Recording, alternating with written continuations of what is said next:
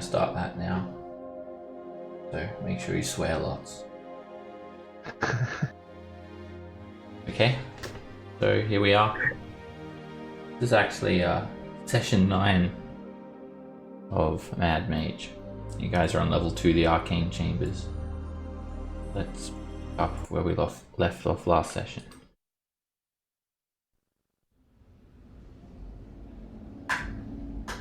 Okay, so upon meeting with Rizul, a drow elf, who asked you guys to take out 2 major Xanathar guild outposts and bring the heads of the leaders. You guys have made your way down into Nadia's outpost, a hulking, barbarian-esque woman who was in charge, and a tough battle ensued, with you guys defeating all of the Xanathar guild members, and Pavel learning that in fact his parents had been captured, possibly for ransom, by the Xanathar guild members, and they're to be sold as slaves in Skullport. Pavel went with a couple of Xanathar thugs to go and deal with that situation, and they basically did surrender to you guys as well, obviously being outmatched, just the 2 surviving thugs that were left. So I gave you guys experience points then. And as for this area, there's just this rotting, maggot-infested corpse of a beholder zombie that's sort of squashed onto the ground. The other area where the mock fight was taking place, it's lined with hammocks that hang from hooks in stone brackets along the walls, and there is this red Xanathar symbol, a circle with 10 equidistant spokes radiating outwards from the circumference. I'm going to presume you guys go through and loot all the corpses. It'll take a good 10 or so minutes. There are 5 maces, 5 heavy crossbows, and the human thugs, they have 20 silver pieces combined.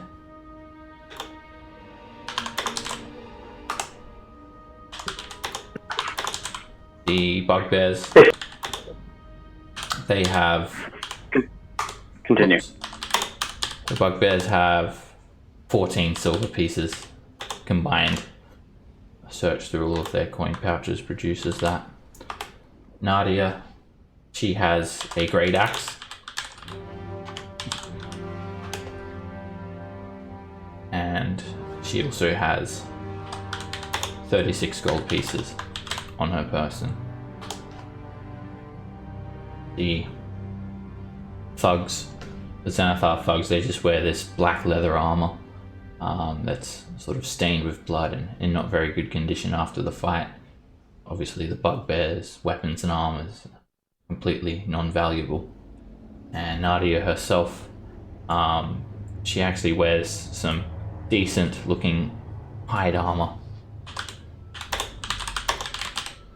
Of course, you'd have to spend a little bit of time to get it off her, but that can go in with a search if you guys wanted to strip her for her armor. Could be worth something.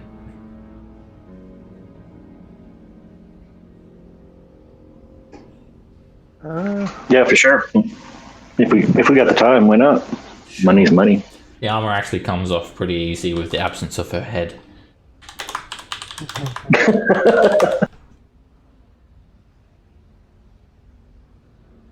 And I presume Roland's thrown all that in the bag of holding. Oh, I've got a bag of holding now too I can use as well. So that unless we just want to do one and then the other to keep it like easy tracking. I mean, if we want to put all of the stuff that, like maces and crossbows and all that stuff in one, and then have like the more important stuff in another. That could work. Because well, I mean, because a lot of maces and crossbows. I mean, it's all gonna add up eventually. Yeah. How much does the heavy crossbows weigh by themselves? 3 pounds? 2 pounds? Let me look. I'd have to look it up. Heavy crossbow. They are... Oh, it's not in there. Let me have a look. There is, in the Waterdeep folder, under Shops of Waterdeep, there's a list of, like, everything that you can get from the player's handbook. So it'll be under weapons. Heavy crossbows are 18 pounds a pop. Quite heavy. It's in the name. Makes sense. Yeah.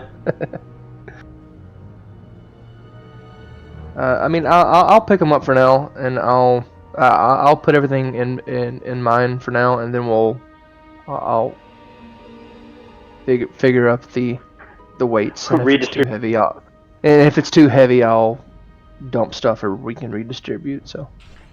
Alright, Roland goes around placing everything into the bag of holding. And while you guys are searching the bodies and the area, Nox, you detect a secret door in the northwest wall. I will come over and just be like, Dagger, can I borrow your expertise for a moment? Of course. And I kind of point out the door and be like, well, I can look, you can look, we can both look. So if she checks her traps, I'll assist. Alrighty. Are you proficient in perception, Nox? Not perception, no. I'm proficient in these tools, so. Alrighty. And investigation. You won't be able to contribute in a meaningful way to help Dagger, but you can certainly both make your individual checks of perception to look for any sort of trap. Alright, Dagger, you examine the wall, and you don't even see the seams of the secret door. And Nox, you don't see any holes in the walls where darts could shoot out, or some sort of pressure plate on the floor or anything like that. No glyphs on the wall. Nothing looks out of the ordinary apart from this clear seam. Okay, I will push it open. Alrighty, you press on it and you hear the sound of sliding stone. Small rocks and bits of dust fall out as the stone door on rollers just slides into the wall, revealing a regular shaped passage.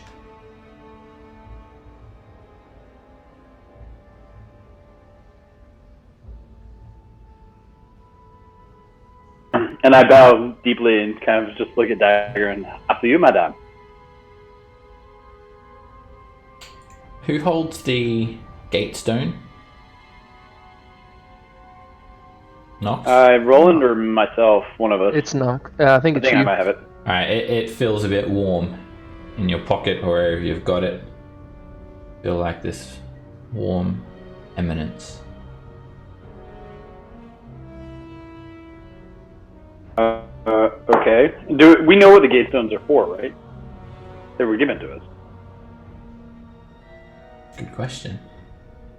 As you move into the room, Dagger, you see a dead end.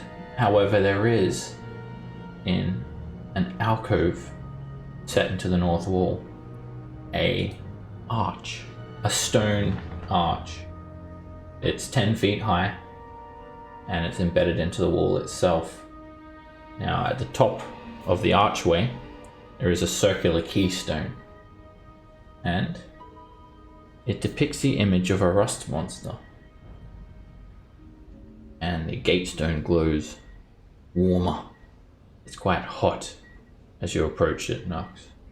Take a look at the gatestone, and not only is the dwarfish rune for the number 6 swirling with green and purple energy,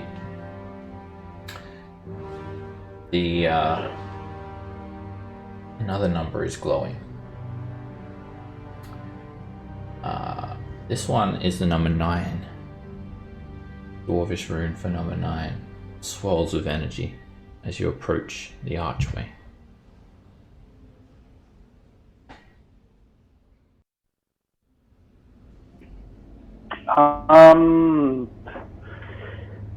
Can I try and recall any kind of understanding with this with an Arcana check? Sure.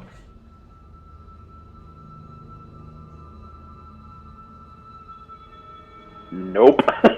You don't really have any idea of... You haven't ever read No, Roland? or heard of anything like this before. You know, Roland, I should have paid more attention in school. We did if I ask. step any closer, does... We did ask Hallister Blackcloak how the Gatestone worked when we were talking to him in that room where we had 3 questions.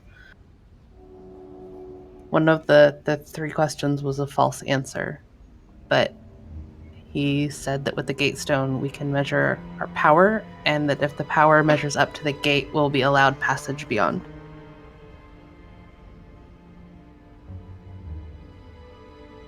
Okay. So do we think that might read as the level as far as what do our physical abilities?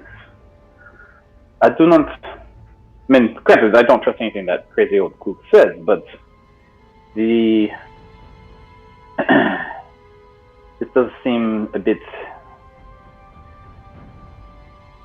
baitish, if you will.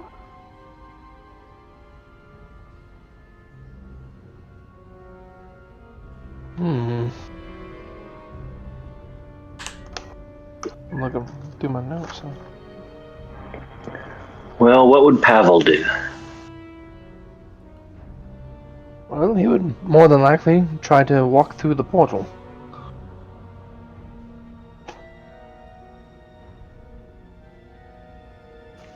He always seemed to do really sensible things. Maybe we should just go ahead and do that. Supposedly, if our power doesn't measure up, we can't go through. So I guess it doesn't hurt to attempt. I'm going to step a little bit closer. There's not an actual like portal there. You just see like the vacant wall beyond the arch. Oh. Maybe we could if put a stone. If I put my hand up to where the wall would be, can I through it, or is it like what is it? Feel Like, the cold stone wall. Okay.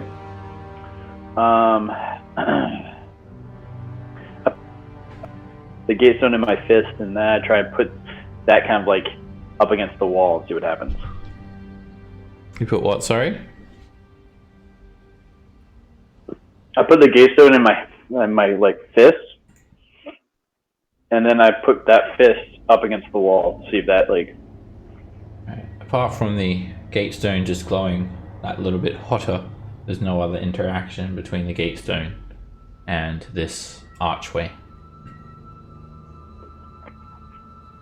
Well, I do not know about you, but I am at a loss on how this works. Perhaps we don't measure up yet. The only feature about this stone arch is its keystone, which features a rust monster.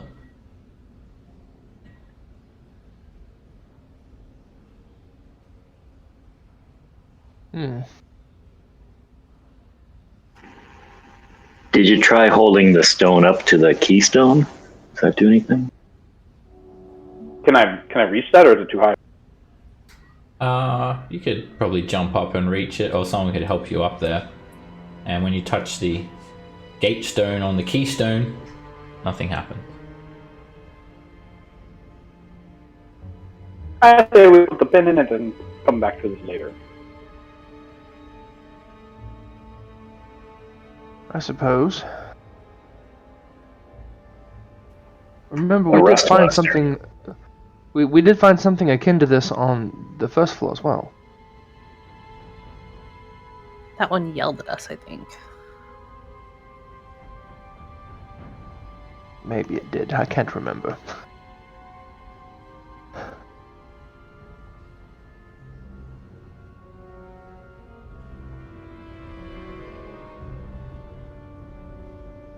Maybe if we brought a piece of one of the rust monsters that we killed earlier, maybe it would open then.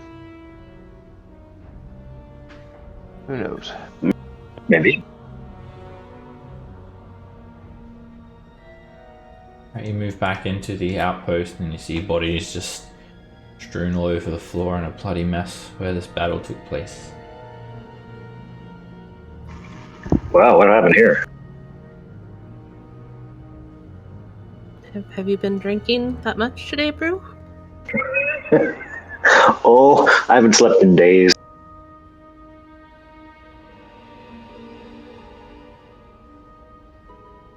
Slept or drank? Well, like you say, have I drank much today? Well, it's hard to tell when today started. Is what I meant. Is what Brew tried to say. Gotcha. Okay. Come on, Brew. We all know you truly meant time as a construct. That's exactly what Brew meant. He always talks like that. There's only one exit from this outpost, apart from the one that you came through, and that's a door embedded into the southern wall. A regular looking wooden door. Okay, let's try seeing if I can find traps on this door. Go ahead and make a perception check.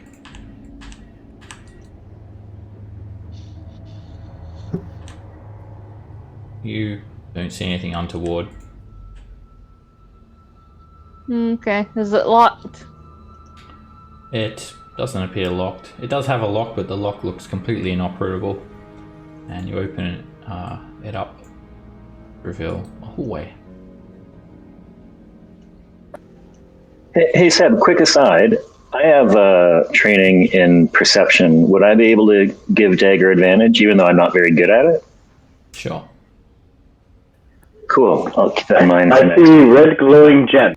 Alright, as you step into this hallway, there is some red gemstones embedded into the wall, and one by one, they start to glow, illuminating this very long hallway, all the way down, until finally they stop at the end of the hall, which is well over 100 feet long, and they faintly illuminate two ballista that are propped up against the far end of the hall, facing in your direction, and they both stand in front of another wooden door.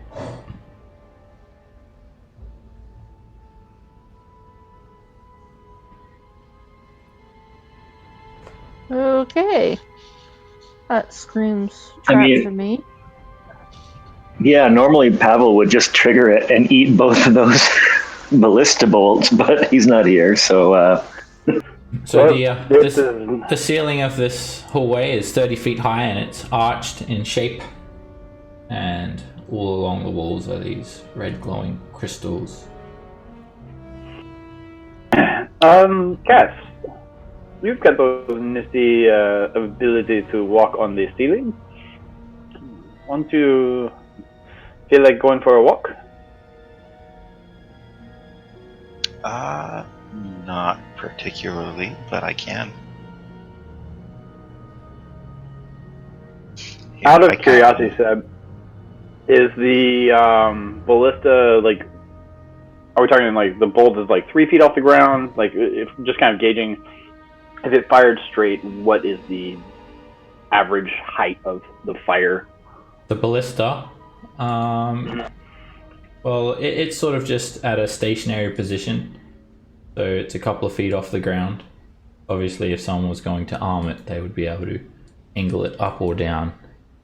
It has a, you think, because it's not mounted, it has like a 360 degree range of being fired, and if it was like attached to a ship or something, you think it would have like a 90 degree angle of fire.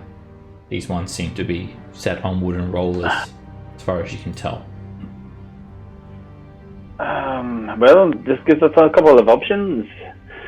You've got either Dagger or myself can try to sneak down there and see if it's just, put up for show. Cass can try and walk the ceiling, thus avoiding a fire line, potentially. And just hear me out here. We could just try that door. Why do you always take the fun out of things, Roland? I tried to be sensible. I'll walk this way. Fuck your sensibilities. Where's the adventure? Alrighty, Cass, you walk up the ceiling, and I gonna prep first. Okay.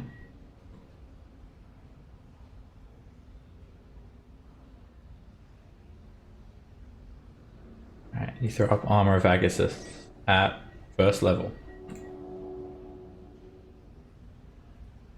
Give you a little glowing person icon for that.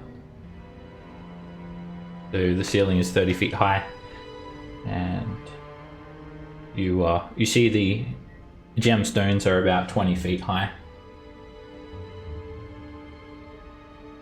Okay, just gonna take my time and walk down and watch for anything happening.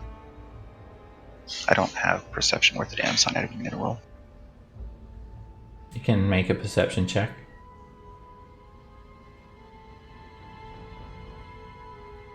You've got a very good view of the entire hallway with your devil's sight, and you carefully look for any sort of tripwires or anything hidden. You don't see anything. You guys gonna come keep up with me? Stay like 30, 40 feet back? Well, we could, but if there's a pressure plate... Dagger? Now when Yeah, you step I there, will- Cass, just when you get there, just hold up. Okay. And I'm gonna roll initiative. Uh-oh. As you step there, Cass, you have to almost double take at what you see. Both Ballista stand up. They literally grow legs and stand up. And they start marching towards you as you hear the mechanism of their bolts loading and locking into place. Because of course they do. I thought your terminology that they were standing there was kind of funny. That makes sense now. Okay. Well, I did say it screamed trap. You guys see them starting to advance on Cass, and Nox, you're up first.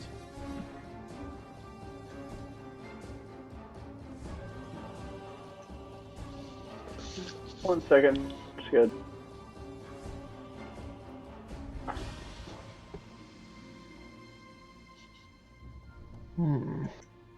It's a ways away.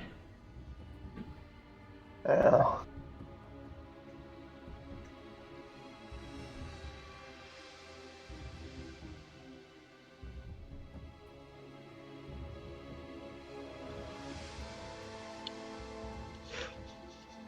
And that's my turn. Okay. Yeah, that's my turn. Brew. Yeah, I'll move full 40 and then dash for another.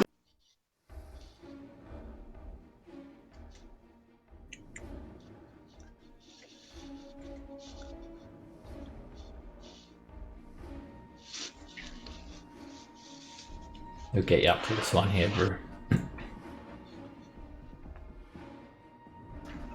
Sorry, laggy.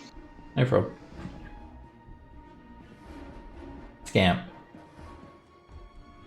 I am also going to just full dash into the hallway.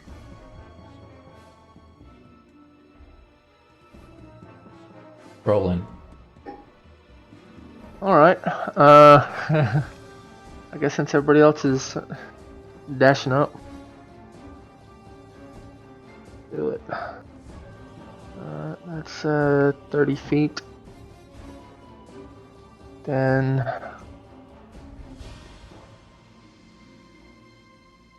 use my action to dash. Get right up here by Scamp. And then let me check a. There it is. Okay, it's 60 feet. Good. Cool. All right, I'm going to play a few notes on the guitar and Mantle of Inspiration for Cass, Brew, Nox, and Dagger. I can just barely see Dagger. All right. Well, that's timely. Let's see who's moving. Cass, are you moving? Yeah, they're moving into melee on these guys, so I'm gonna go ahead and move up instead of back. Alrighty. And Brew? Yeah, I'll move the full 40 out. I think I'm at 20 there. It's 8 Nox. For the And full 40. you're moving, Nox? Yes, sir. I'll do. Let's see, that's 15.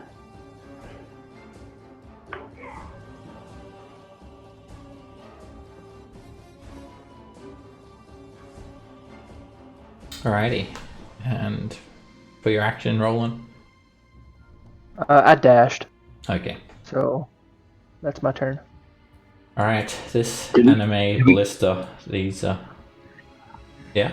Did we get some, temp hit points there too? 8. It's 8. Cheers. Alright, the Ballista, it just grows these legs. They sort of fold out from underneath it. They're hinged. And it starts ambling forward.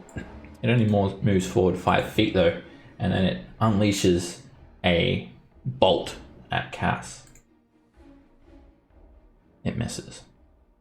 The bolt just smashes against the ceiling. Ooh, that's not nice damage though. If it actually hits. Ends its turn there. 3d10, shit. Dagger. Okay, let's see how far up I can get.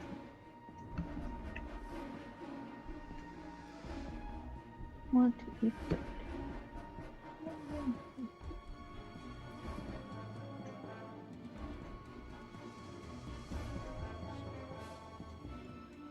That's my bonus action.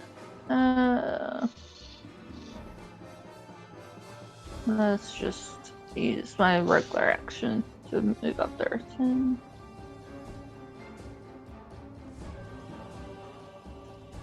Okay. And I'm done. Cass. I'm not gonna be able to get close enough to melee these guys, am I? No.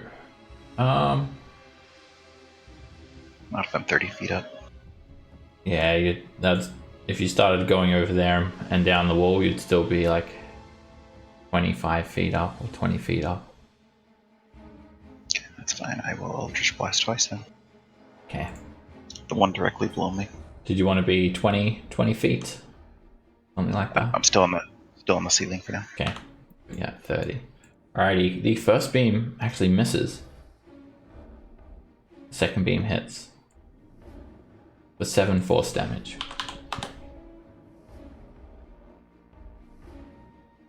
Alright, this ballista, it doesn't move.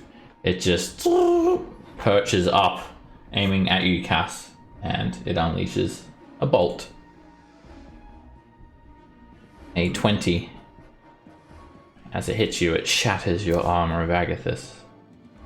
You take 16 points of damage. And the ballista just, you hear it like reloading itself as another bolt moves into position. Get fired. Nox. This one right here, I'm just going to try and hit with a firebolt. That hits. For 15 fire damage. Good roll. True. Am I just able to get within melee range at a 40-foot movement there? No, you're 5 feet short. Is it possible to do like a flying leap tackle in any way? I'd still be short. Yeah, you can't like get extra movement. It would just be part of your movement. You could like jump in the air halfway through and roll along the ground, and you still wouldn't reach it though. Okay. Well, I will run up, as close as I can, and with a free action, pull out a javelin, and then I'll huck it right at one of these guys, and say, "Hey, that's not a bolt. This is a bolt," or something like that. Okay. Anyone in particular?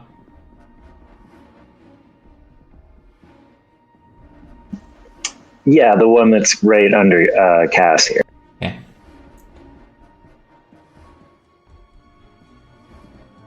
That hits. 7 piercing damage. Scamp.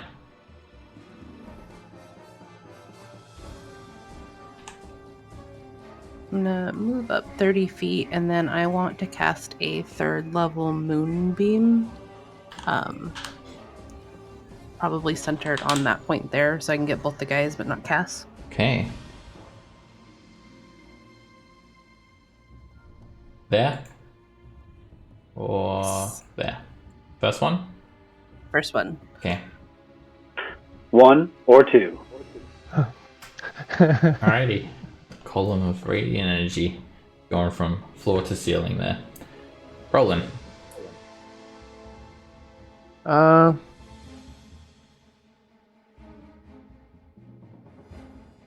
Movement. They're still too far away for me to cast any of my spells, I think. I don't think Hypnotic Pattern would have any. I don't think it'd do anything.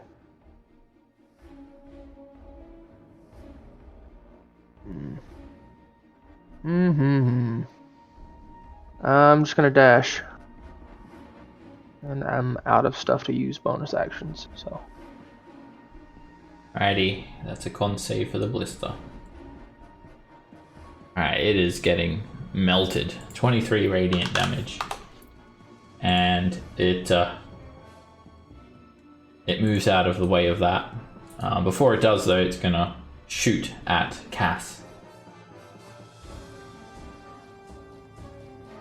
Tries to angle bolt up, but it completely misses. And it just ends its turn there. Moonbeam. Dagger.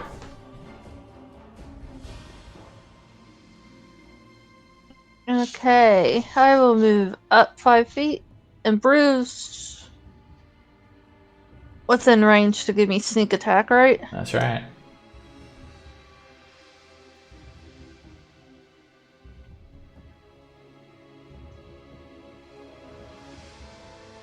A 10 is a miss. Try to aim for the sort of maybe some screws or something like that, but it moves at the last second.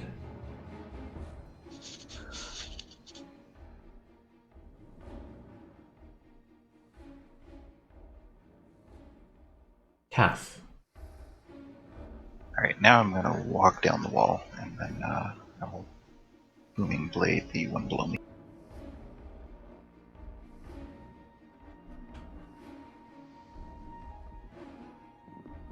Right, you can be 20 feet up to do that and still hit it in melee with the glaive. And 25 hits.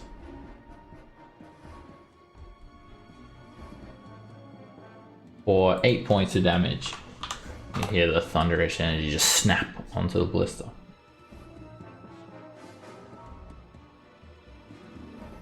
Alright, that's it for my turn. Alright, that's a con save for this Ballista. It succeeds and takes 8 radiant damage from the moonbeam. and very mechanically it moves forward, and as it does, it angles up towards Cass to attempt to shoot him. They got the hate on for you, though. It hits. Yes, they do. I'm gonna go ahead and use shield. Alrighty. Just as the bolt is about to hit you, hold up your hand and the bolt just breaks apart and shatters onto the ground. The shadowy force blocks the ballista bullet. Ends there. Nox. The one that's least hurt, I'm gonna hit again with a firebolt. That hits. For 10 fire damage. Brew.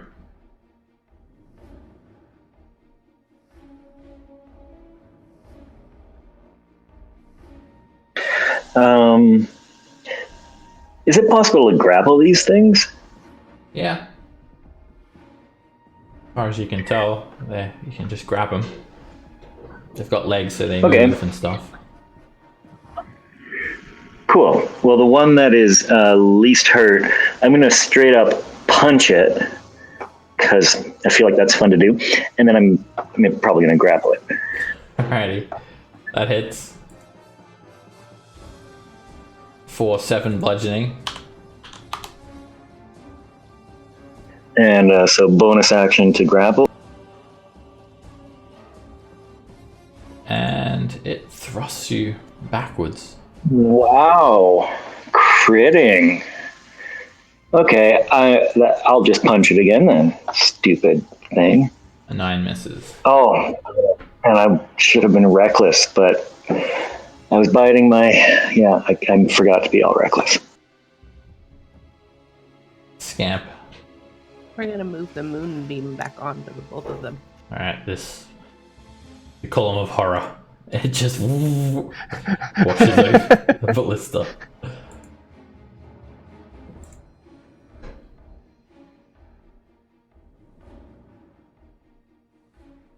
Rolling.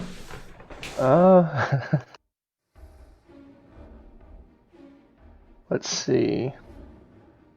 I'm gonna see if Vicious Mockery has any effect. Actually, yeah, I'm gonna do Vicious Mockery on the one right underneath Cass. Alrighty. You mock it, and your words fall on non-existent ears. Yep, that's why I didn't come up with anything. I just Doesn't figured. seem to have it here in any way. And that was a good damage roll too. Okay.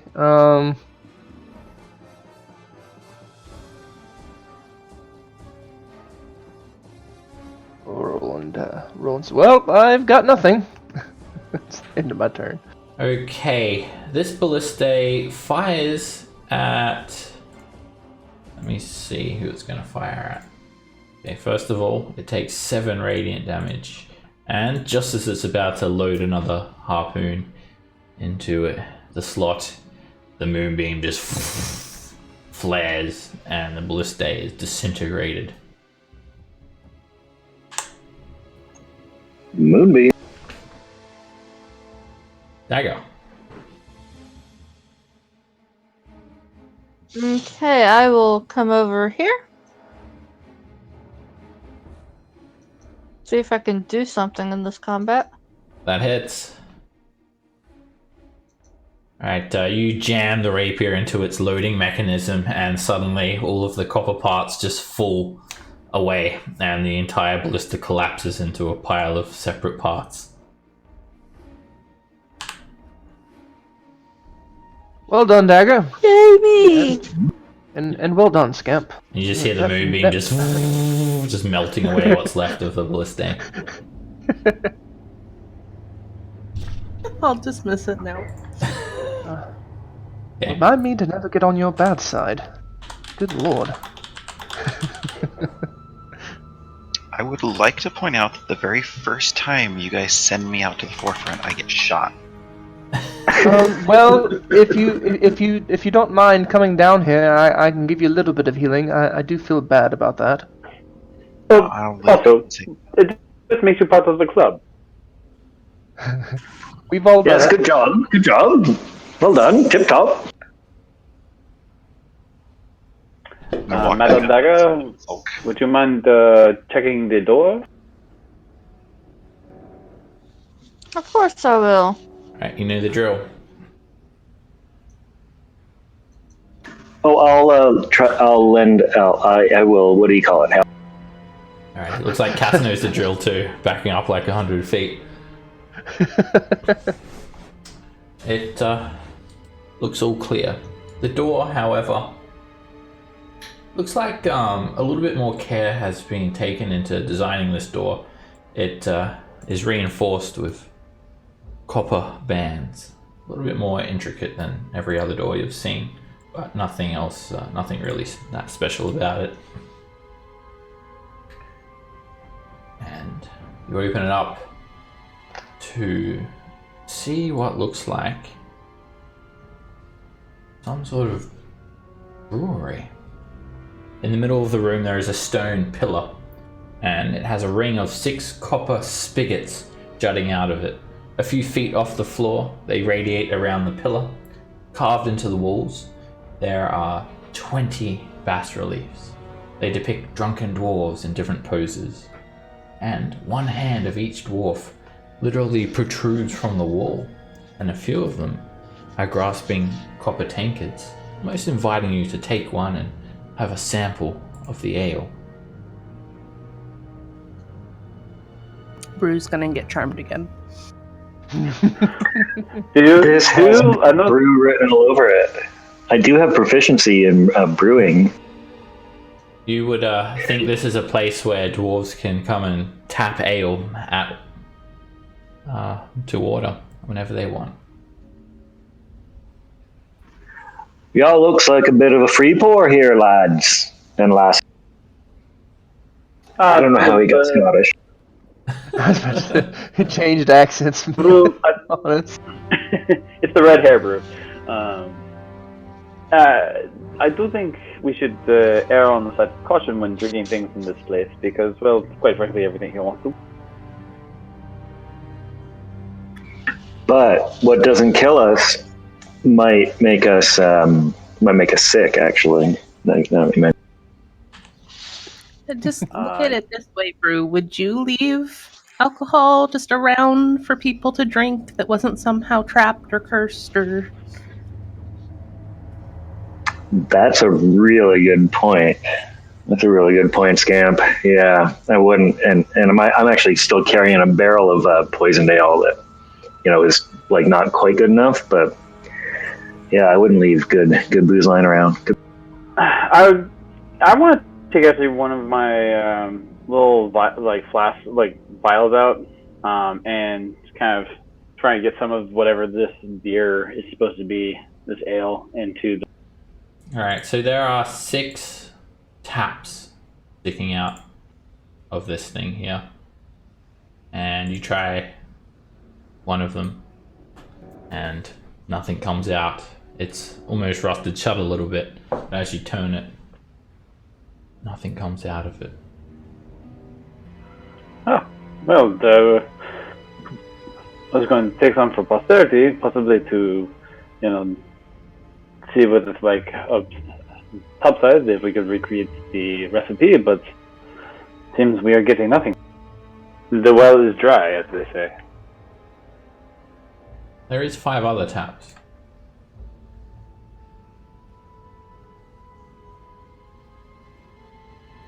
Sure, I'll try another one, see what happens. Try this one. Try another one, and nothing comes out. Well, this is rather disappointing. I'll try one. Dagger tries one. It's empty. Are all of them empty? There are a few more. I'll try another one. It's empty.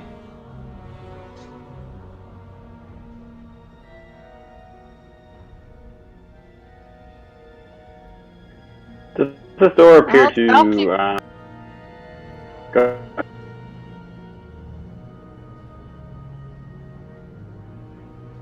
I'll I'll keep trying the traps until they're all done. Alrighty, you go around Dagger and try them all, and something comes out of the last one that you try.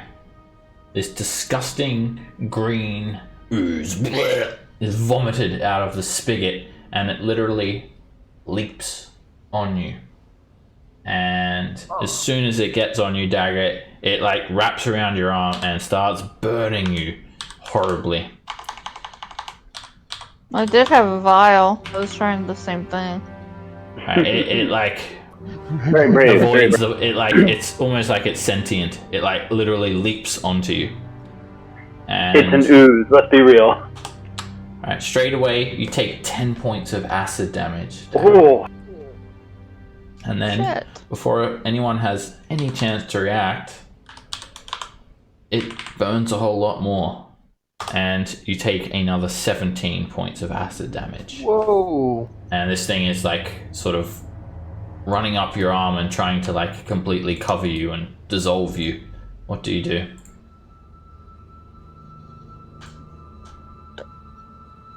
I tried getting it off of me.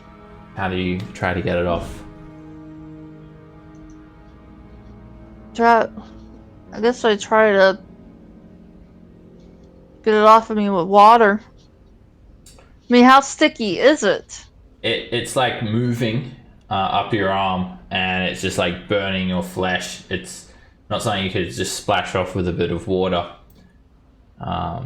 You do grab a water skin out and splash it on and try to like wash it off, Dagger, but it's just growing and it's getting worse. And if someone doesn't do anything very quickly, it's going to do some more damage. I'm going to grab one of the copper cups and like run up and try and scoop it off. Alrighty, you actually scoop it off, Nox, and it seems to work quite well. It sort of detests the copper, and it just you scrape it off from Dagger and it just squelches on the ground, and then it just sort of starts quivering around right there. And how do you react, Brew and Back Dagger? away. I back away. Can I Yeah. fire at it? You took 27 points of damage there, Dagger. Yeah, I'm taking it. Alrighty, Scamp, you throw a produce flame at it, Yeah. and it's very effective. Just crackles up and sizzles away until there's nothing left of it. It just burns away, completely evaporated. What in the world was that? Well, Oh. let's see. This would be the third ooze we've come across since we've...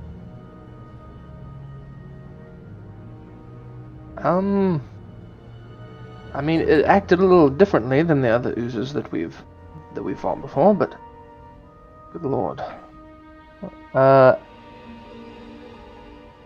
Dagger, would you mind terribly if I healed you? I don't want to touch. I would not before- say no to that.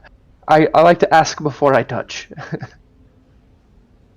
And I'll cure wounds at she got hit for a lot. I'll do third level. Let's hope my rolls are better this session. Not really. Kind of a skimpy third level cure wounds.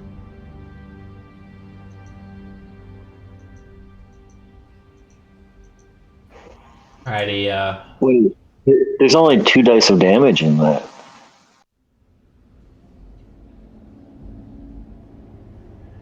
Nox, Oh, your ability to like see all the secret doors, it sort of fades away now. Okay. It was fun while it lasted. I'm like rubbing my eyes of it, like I've got something stuck in it. So there is something bolted onto this door, a brass plaque, and it has the words in Dwarvish words sort of stamped onto it. Anyone speak Dwarvish? Nox, as I resonate. I do. I can read all writing. You guys see these words. Brewers only. Others keep out by order of Garrux, master of ale and provisions. Well, Brew, that sounds like you. Are you sure it says brew only? Brewer by birthright, practically. And pirate, but we don't talk about that anymore. This time is privateer. I'll go ahead and search for traps or whatnot. Sure. Make a perception check.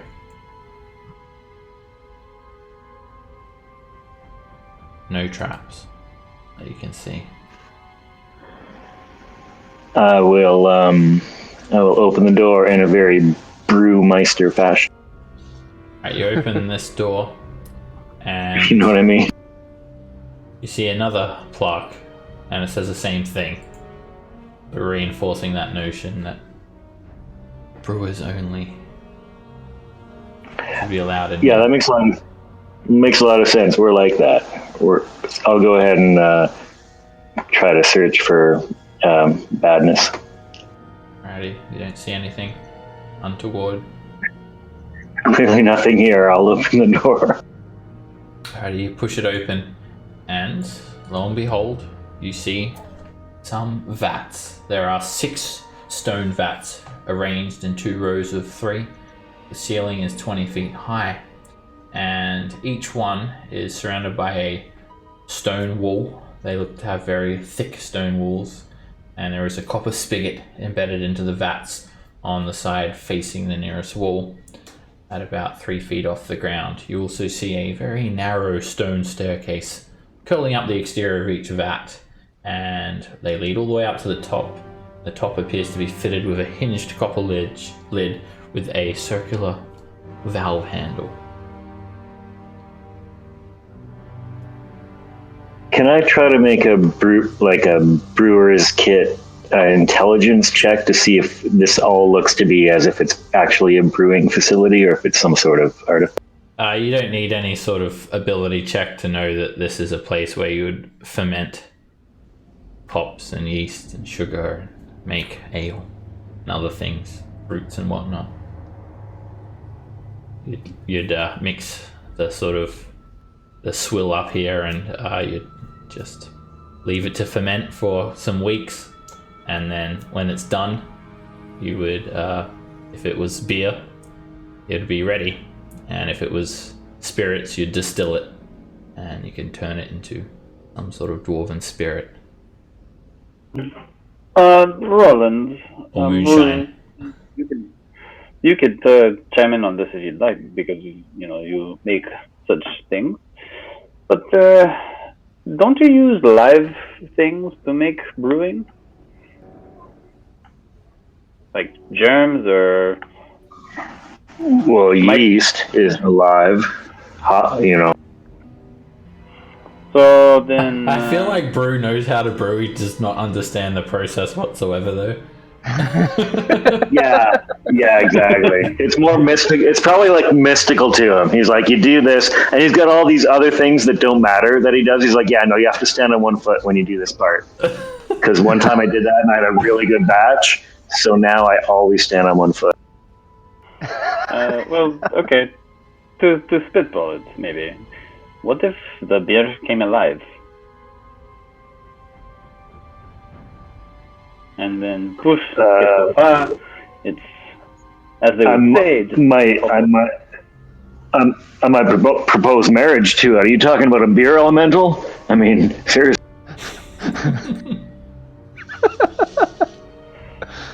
I think more like a beer slime. Or beer. That'd be bad.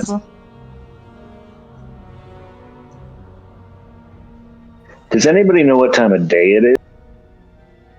No. It's about lunchtime. Past lunch. I presume I'm just gonna Bruce's wrap. clock revolves around eating. I'm going to knock on this one just to see if it's got Can I do the whole, like, is it full, empty, hollow? It's like solid stone, and you're not going to be able to tell by knocking on the side of it if it's hollow, if it's empty or not. Okay, then I will walk into the copper lid. Alrighty, you move up this staircase, Nox, and you're sort of very cramped as you do it. You sort of have to hunch a little bit, and you can imagine it would be like a comfortable fit for a dwarf. Very awkward for you. And you can make an investigation check. You knock on it, Nox, and you're not sure if it's full or if it's empty. Well, I think you're gonna have to open it up to actually see, Nox.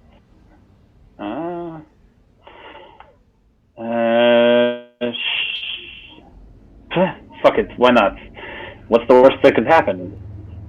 Well, let me list the things. Famous last words. Alrighty, I Nox. will, So it's like a valve, and you turn it, and you hear it just screeching as you give it quite a few turns, and then you flip it open. The lid sort of on its hinge moves out sort of towards the west, and you look down inside, and you're just hit with the most disgusting odor. It smells like something died in there. And there is some sort of mass inside as you look down, some chunk of something. And you're not really sure what it is until it opens its eye. And then it becomes very apparent. It's a beholder zombie. oh, It opens its milky eye, and eye stalks, they sort of stand up to attention as it just looks up at you and lets out this murmur. Undead. And it's like, I'll just move you a little bit, Nox, so you can actually sort of see inside. Maybe I'll just move the dynamic lighting a little bit. But basically, at the moment, you're the only one that can actually see it. How's that? and I'll Maybe we let can everyone talk just to make me go, "Mierda! Come on, get fast!" Alrighty. Scamp, you're up first. I can't really see anything from where I'm at, so I'm just gonna move up here, and I still can't see. So I'll just hold my action for if I happen to see the baddie person. I'll have a produce flame at it if it's in range. Alrighty. Roland. Okay, I can't see it either. Let me make sure. So the vats are 10 feet high. Okay, I am out of bardic inspiration, so I can't help anybody that way, unfortunately.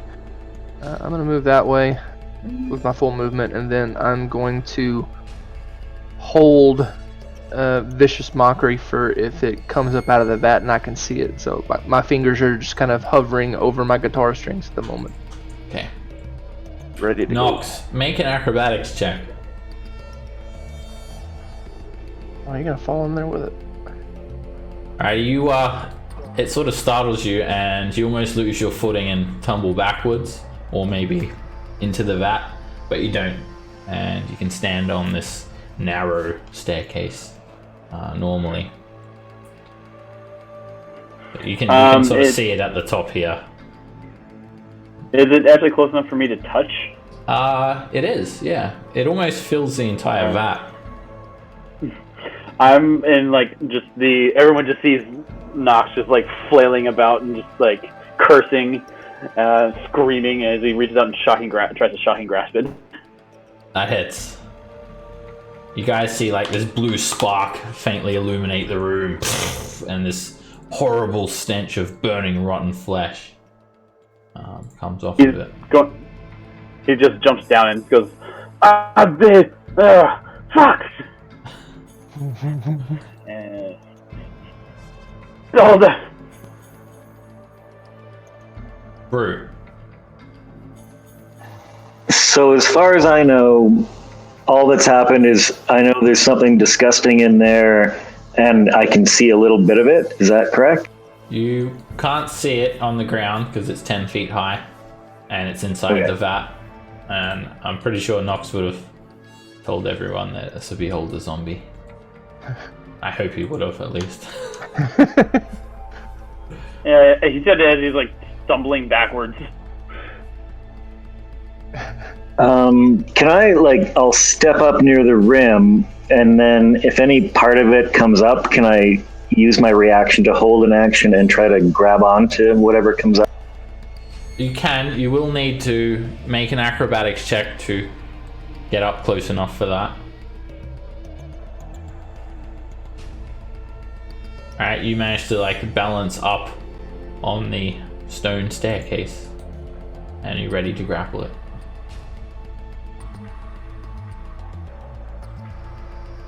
Dagger. Okay.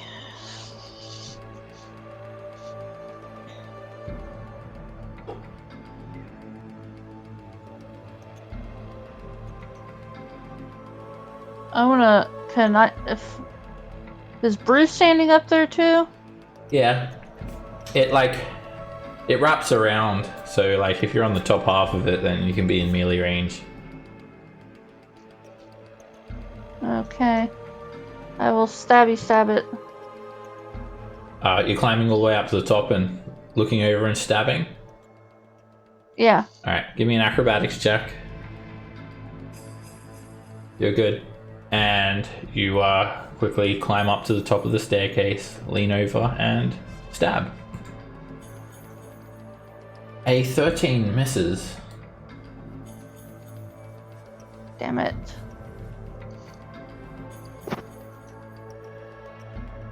Okay.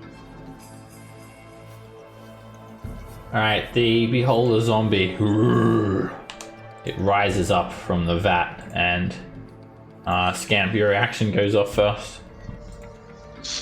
It does not because it's not in range. Oh. Yeah. Roland, you're next. Alright, let's see if it actually resists before I say anything. It fails.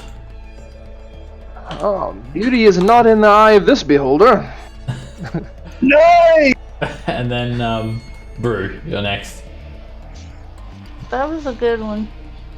Alrighty, you attempt to grapple at Brew, and it resists. It rises out, and you see this disgusting creature. You've encountered one of these before. They do resemble a beholder, except every portion of its flesh rotten, its eye blinded and milky, and there is just this disgusting green goop just dripping out of the beholder zombie.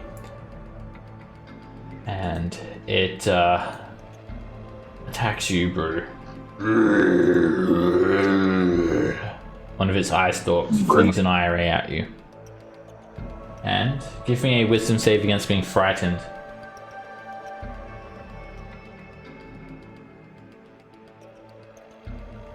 Alright, you become frightened of it, Brew, and you can repeat the saving throw at the end of your turn. Oh dear. It keeps rising up and provokes from you dagger as it rises to a height of the ceiling, 30 feet. And a 13 misses. And it ends its turn there. Cass. Alright, so if it's 30 feet up, I have line of sight from where I'm at, right? Yeah, Okay, I will Eldritch Blast him. that hits. Let me turn off.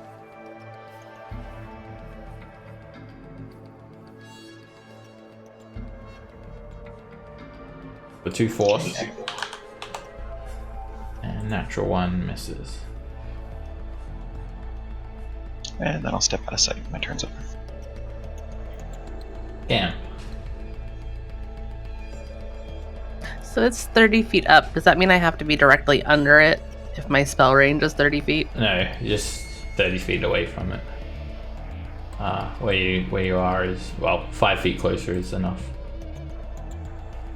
I'll go there and then I'll lob a produce flame at it. It hits. For 9 fire damage. Then I'm going to like hide behind this barrel here. Okay. Roll it. All right.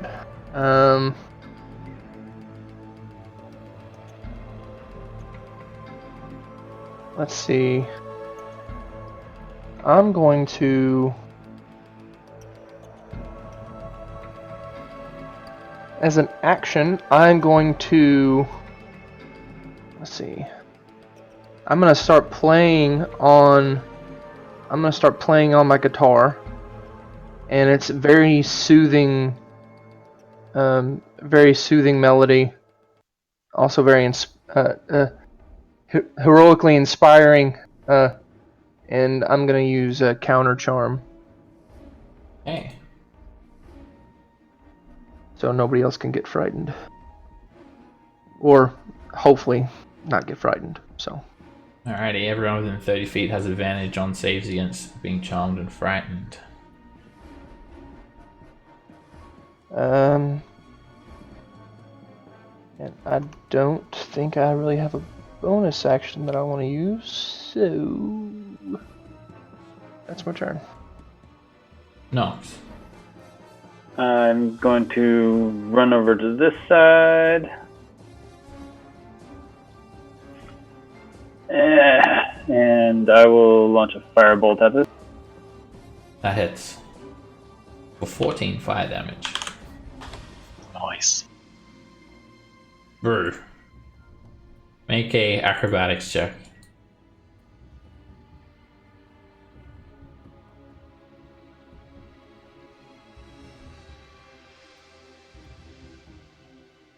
Okay, you stand atop the staircase just fine. Is it in melee range for me? No, it's about 15 feet away from you, above you. Grr. I'm sure I can't jump that high to get it. I'll just huck a javelin up at it. Okay, this will be a disadvantage. A 12 misses. Cool. I'll shout something profane. Alright, repeat your wisdom save with advantage for being frightened at the end of your turn. You're still wow. frightened. Dagger, give me an acrobatics check at the start of your turn. You're good? I am going to shoot an arrow at it.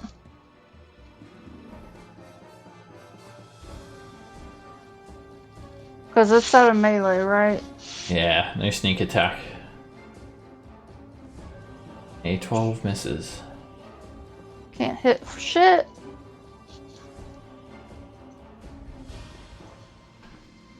Alright, the beholder zombie turns its attention towards you, Dagger. And unleashes another IRA at you. This one, you'll need to make a strength save, Dagger. Uh-oh. These Oh aren't good. shit. I think I know what Oh, it is. you don't know what my strength is. Alright, suddenly you feel something, this unseen force, just snap your arms and legs together, and you cannot move. It uses telekinetic grip. You are incapacitated. I'm sorry, not incapacitated, restrained, and it's going to just lift you up and press you against the wall 30 feet in the air. Up near the corner of the room. And as it exerts fine control, it also tickles you and ends its turn there. And you'll be stuck like that until the start of its next turn. Cass. I'd laugh if I had the strength. Alright, firing blast from the palms of my hand again. A 12 misses. A 13 misses. Alright, I give up. Has anybody rolled over 13 to hit this thing? I did. I got it once. with a vicious mockery. I'm gonna attempt to produce flame at it again. I think Nox got it with a 20. That hits. Or 8 fire damage. Rolling.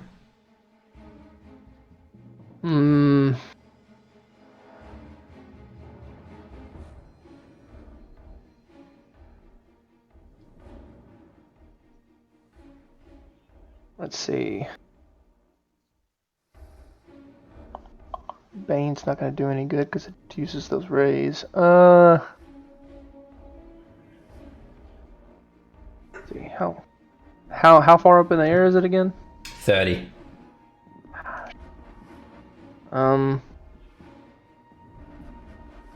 right. And kind of looking up at it, what's it good? I'll cheat for this one. What is the beholder's favorite snack? Ice cream. Tasha's hideous laughter. Ugh. It finds that hilarious. And it is hovering, so it doesn't fall prone, but now it's incapacitated. And when that happens, dagger drops 30 feet. Uh-oh. It loses the power to grip her, and dagger, you land on the ground, taking 15 points of bludgeoning damage and also fall prone. Can Oh, you Can were gonna I fall regardless. use that? Sorry. Can I use acrobatics to try to at least land on my feet? You can, but it's going to still cause 15 points of damage. Sure. It's going to be a high DC though. It's a 30-foot drop. It's like falling 3 stories. And a 19's not enough. You sort of land on your feet, and then the impact just like crushes your legs.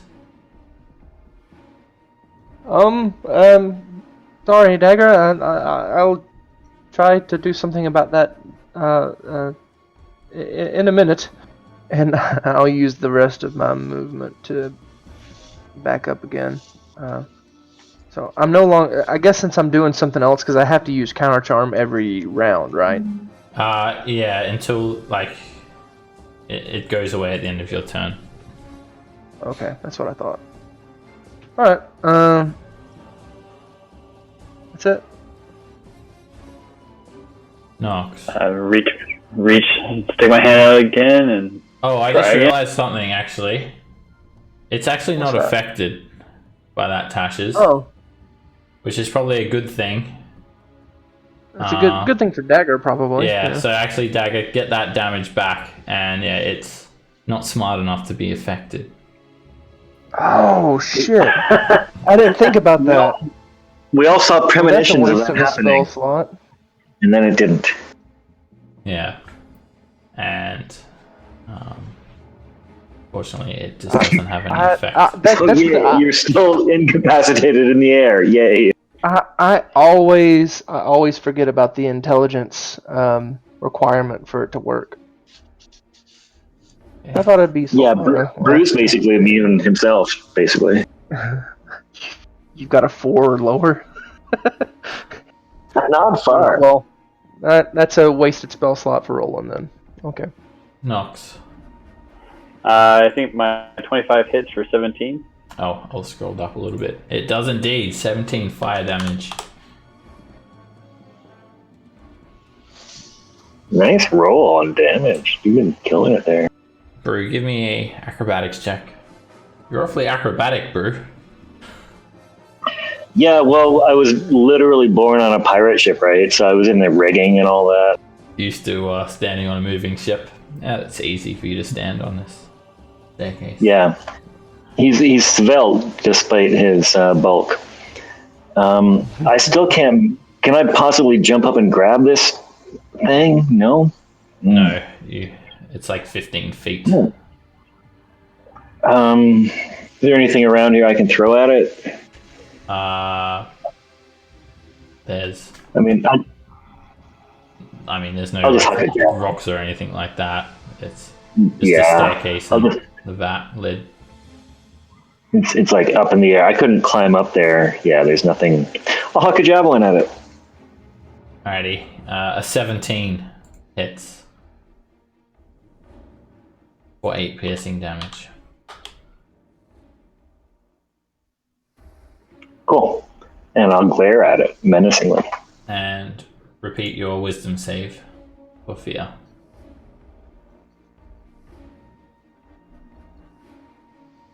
Alright, at the end of your turn, you're no longer frightened as well. Dagger. Ah! So you are still restrained, Dagger.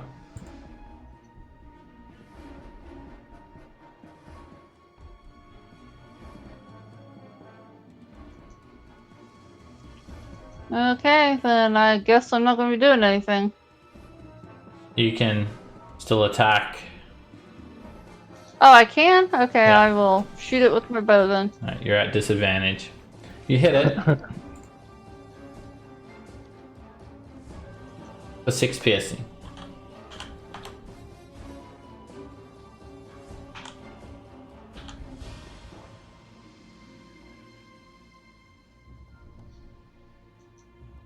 And that'll be unless you have some sort of bonus action, that'll be the end of your turn. Alright, now you actually fall and take that 15 bludgeoning damage, Dagger.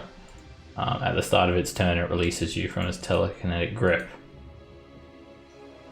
And it turns its attention towards Brew now. And it fires at Brew. And as Dagger drops to the ground. And Brew, make a strength save. It uses a telekinetic ray on you. Oops. Now you're up on the roof, and it's going to move you away and up. It's going to put you over here. And you're restrained. And 30 feet up, pinning you up against the roof. And it just stays there. Cass.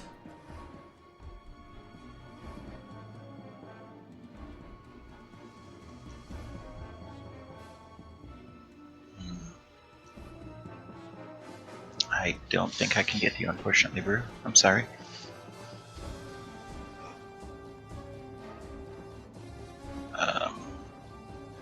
Alright.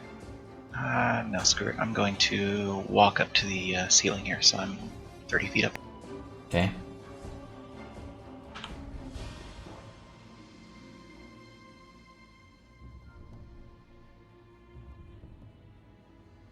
Did you take an action?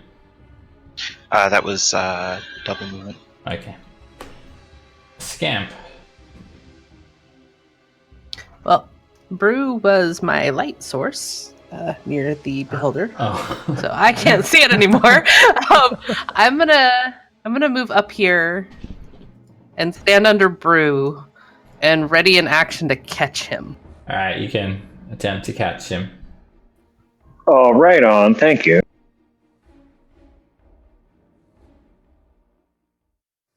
Roland. I'll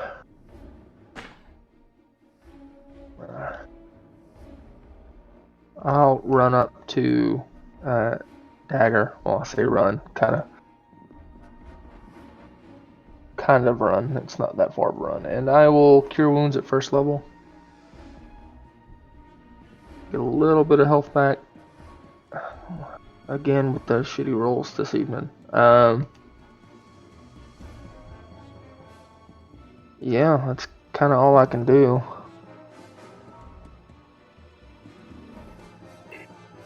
What's that? That's 6 points of healing for you, Okay. Dagger. And wash, rinse, repeat. That's a hit. For 7 fire damage. Not as much.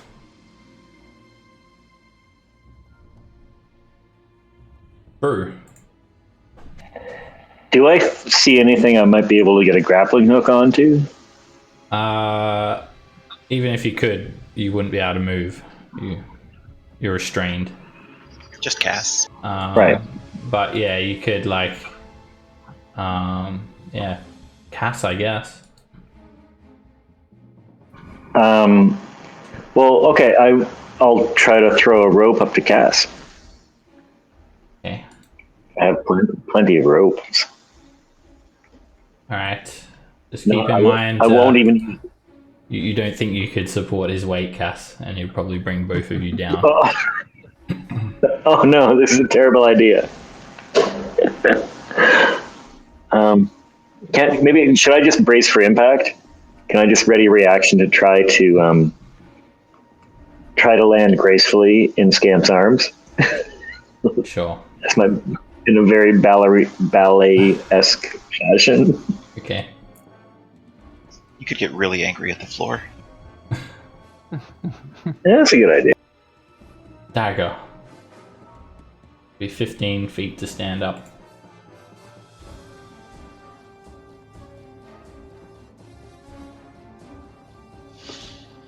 Okay, I'm going to do that.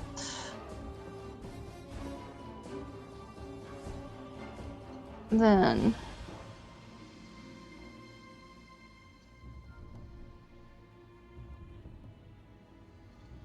move over here, hopefully to get out of its sight a little bit. And I want to take my potion. Okay. 2d4 plus 2.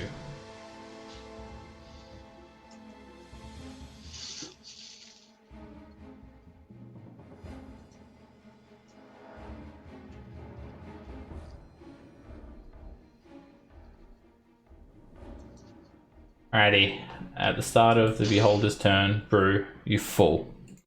And Scamp, make a dex save to catch him. Alright, with Brew sort of bracing and getting ready, that 12 is a success. And he lands on you, Scamp. Scamp, you take 6 bludgeoning damage from Brew falling on you. And Brew, you take 1 bludgeoning damage and you land on the ground next to Scamp, prone. Thanks, pal. I had some temporary hit points to spare. And impact doesn't knock you over either, Scamp. Now, the Beholder zombie, it finds a new target. Roland. Shoots an eye ray down at you. And it's a fear ray. Give me a wisdom save. You are frightened. For 1 minute, repeat the save at the end of your turn. And that's all the Beholder zombie does. It doesn't move. Cass.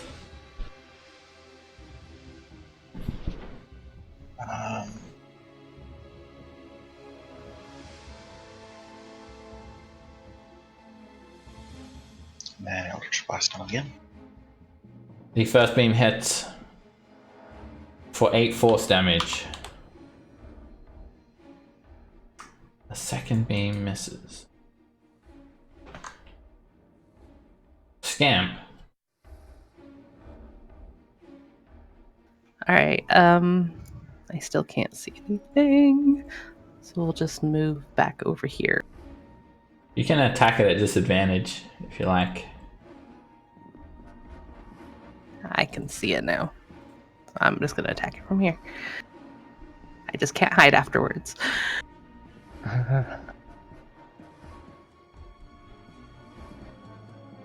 That hits. Get out. Ooh. Good roll. Nice roll. Alright, you toss that produce flame right into its mouth. and you just see all these little maggots drop down, like little burning drips of candle wax, and then the fire just starts to engulf the beholder zombie. You see its milky eye just sort of melt down like yellow pus, and all of its eye stalks catch as well, and the entire thing just lands back in the vat, and then the lid just slams shut. And it's pressure cooked to death. Well, maybe we should not open any more vats. I was just thinking that's 1 down, 5 to go. What are the chances we're going to find 5 more of those? Yeah, like pretty much 1 in 1. 1 in 5.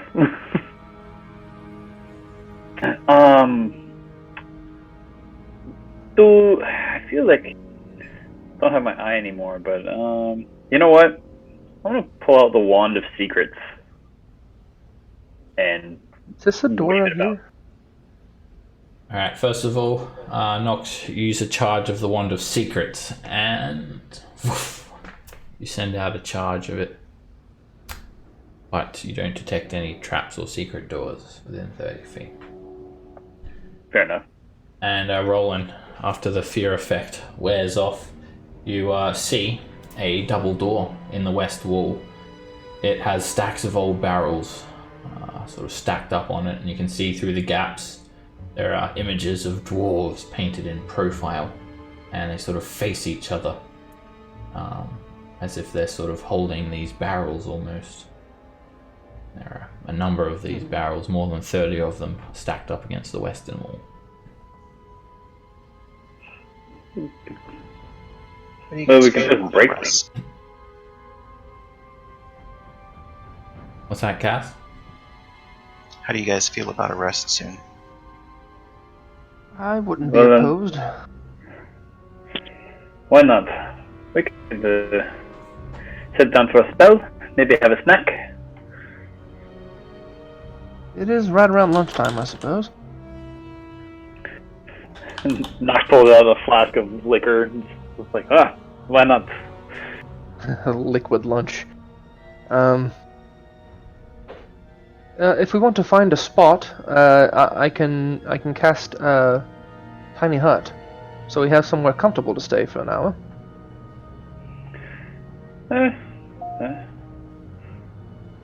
No place like the present, I guess. I mean, like, at least here we have the vats to give us some cover, give something else comes our way. Maybe we should save the tiny hut for a longer rest. Just do 1 hour.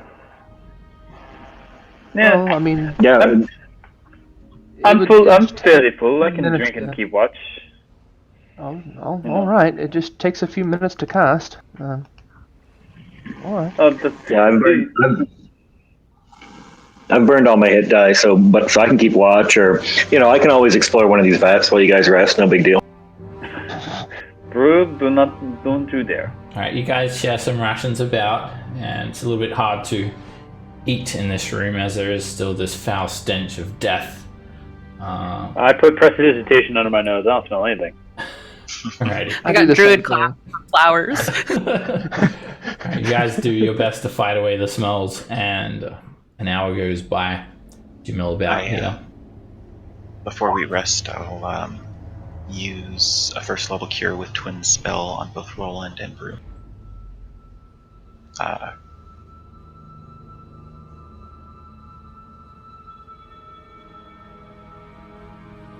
Is that one from Brew or myself?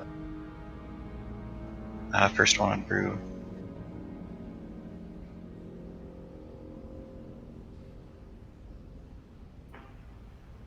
I'll put that to good use. And then that one for Roland. Okay. Anybody that's rolling hit dice can also roll an extra d6 for Song of Rest. Alright, Scamp creates this shadowy veil for you guys as well as you rest, and before you know it, the hour's up. And then I'm casting one on myself as well at second level. Okay.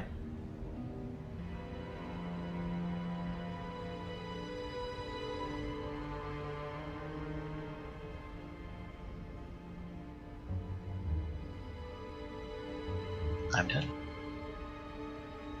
Alright, you guys pick yourself up after you share a few rations, maybe sharpen your swords that no one uses, and ready to head on. I use my sword. You don't really need to sharpen a rapier though, do you? No. You see guess you- Rowan try to get his out, and it's like rusted into the sheet. I thought it was just a hilt all along. It might be. I'm not sure. I've never drawn it. I guess You mend always- on it to see if I can help. You just never got the concept of sword. You figured it was the threat of the hilt and the pommel. Why do I have a pet mouse in my inventory? Urchin Don't know. background? Is it still It comes alive? with the background. I think. Oh my goodness. Yeah, urchin. I hope so. I had no idea it was there. It's probably dead now. Oh my goodness. Don't make me laugh. It'll make me throw up. You had no There has to be idea loot it's there here. after like a month of adventuring. I'm pretty sure it's dead. Thing. So By the physics of D&D, there I must say be. I say we remove these barrels and head on this way. Alrighty. You take them down one by one, and they seem very ancient, and as far as you can tell, they're empty.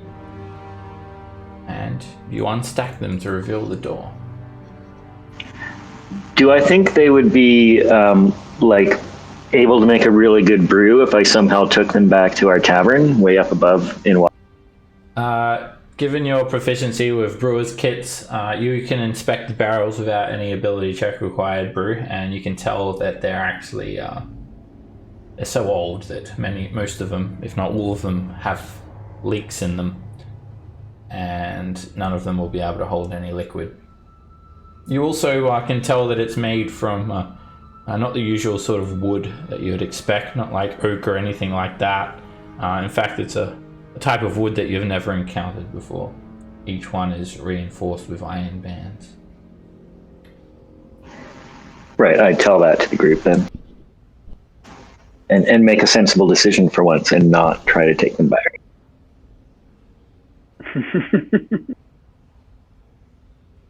Alright, Dagger inspects this door, and apart from these images of the dwarves, just sort of carved into the wood, doesn't seem to be any traps. Do the images Is match it that locked? hallway that seemed to be watching us? No. These ones are different.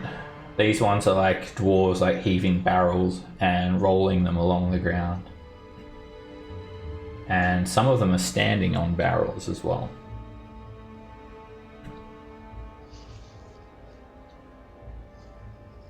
So the doors open inward, and when you open them, there's more barrels stacked up here. And you can see through the gaps of the barrels a 10-foot wide hallway. It leads off into the gloom. Oh, they really like the barrels, apparently. I'll clear some barrels. You stack all the other barrels off to the side, and it's a 10-foot wide passageway.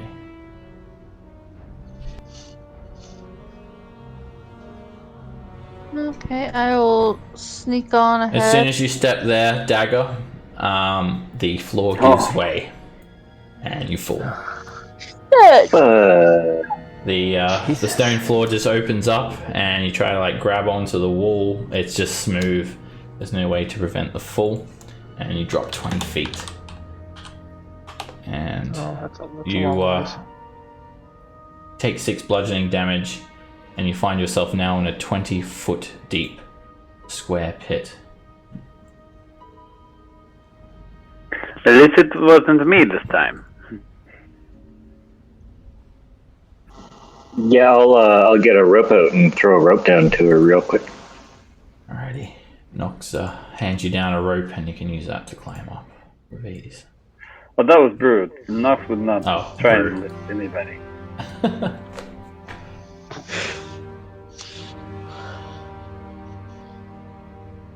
So you also notice the floor is sort of sloped downwards a little bit as well, sort of away from you. And So, like, moving further down the hallway, it's like at a downward angle. yeah. And also, this pit trap, you didn't see it at all. It's very cleverly sort of concealed into the floor. Well, let's just be honest and say that it could have been a lot worse. There could have been something at the bottom, or no bottom. Do I see anything down the hallway that we could anchor a rope to? All the walls are made from smooth stone, and it's a dead end as far as you can see, Cass. How deep is the hole? The pit is 20 feet deep. 20 feet. The brew. I've got an idea. Come with me. And I want to basically surmise that we could stack barrels in the bottom and create basically a false floor and walk across.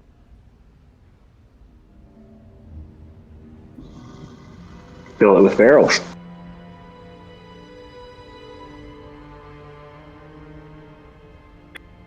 Maybe roll a barrel down the hallway too to see if there's any more of those things.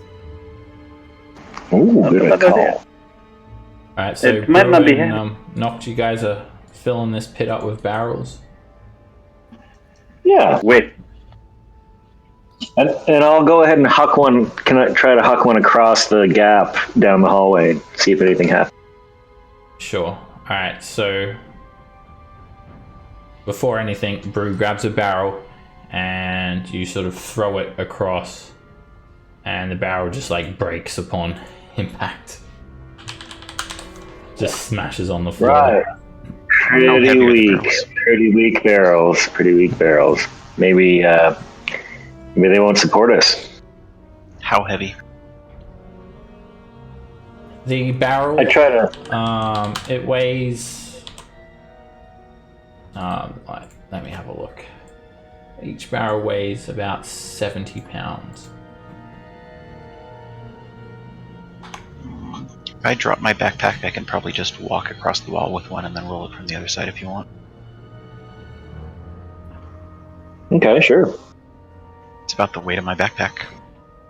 Alrighty, Cass grabs a barrel and walks along and rolls it down. I will. Alright, you roll it, and of course, with the slope of this floor, it rolls very easily. And it rolls down and down and down and down before hitting the far end wall and shattering. Picked up some speed on the way. Yeah. And you think if it were not for the iron bands that sort of hold the barrel together, they probably would have all disintegrated a long time ago. Even like normal oak would have just rotted by now. From what you've heard, these barrels could have been here for 1,000 years. Well, the dagger? I have an idea. What's the rule on jumping? You can jump your strength. Yeah. Or as long as you got a 10-foot run up, you can jump your strength score. I cannot jump very far. I mean, climbing down and back up is not all that inconceivable on a 20-foot pit with no danger at the bottom. A few ropes on each side could be done by. Sure. Does anyone have a way to anchor them? Well, I mean, I guess you could just hold it. Yeah, I mean, Other than my dirt, I could be an anchor. I could just walk a little farther down the hallway and anchor myself against the floor and just hold it. It's not like I'm pulling you up. Right, That's like true. leveraged against the against the So edge we make there. it across the pit. I'm gonna say that probably we can figure this out. In What's your 15 strength, minutes. Nox? Oh no, I'm saying like if we're gonna just do that, I'm just gonna wait till they anchor the rope and I'll just come across that way. You can't get across until you have a way. No. And Cass, if you want to pull some of the rope or anchor yourself, you'll need to you'll still need the strength to do it. And the most you can carry with 8 strength is 140 pounds. You'll be using your legs to basically anchor yourself to the ground, and then your arms to hold onto the rope. Someone heavier would just pull you down into the pit. Brew, do you think that can you jump that distance? I couldn't jump it. I could probably climb down and back across. But also, anyone with 11 strength or higher can jump it. Yeah, I figured you could jump it. Okay. Yeah. Oh, sure. I'll run jump Brew it. and Scamp can jump it. Yeah, I can also jump it. Okay. Anyone with 11 or higher can just do a long jump and jump across. And I'll hand an end of a rope here to Nox, and then I'll run across and jump, holding the other end of the rope, so that we'll span with the rope. Well, I'm going to help them hold that end too. Okay. So you've got the rope running the length of the pit now. Wait, Scamp, maybe one of us should be on each side. No. I've got an idea. I just take the rope and start walking over and tie it to like the top of this vat. Alrighty. It's a 50-foot rope. So let's tie it up. Alright, you tie it onto the valve handle, and it's sturdy enough to easily sort of carry anyone's weight, and I presume you dangle it down here like that. Yep. And crawl down. You guys have 2 ropes, I presume. I think we have like 6 between all of us. You guys should have quite a lot of ropes. And then okay. I personally am carrying 5. I will make my way up Brew's side. Yeah, Brew's strong enough to like lift anyone up. Okay. So no athletics checks need to be made. No, just go down and come back up. Yeah. Okay. Okay, so we're leaving one rope behind then, I guess. That one that's still attached over there. We've got plenty. I can grab it if you want. Oh, yeah, thanks. If you want, sure. Cass goes and why not? We need. coils it back. Thanks, up. guys. Yeah. No, definitely. We need stuff.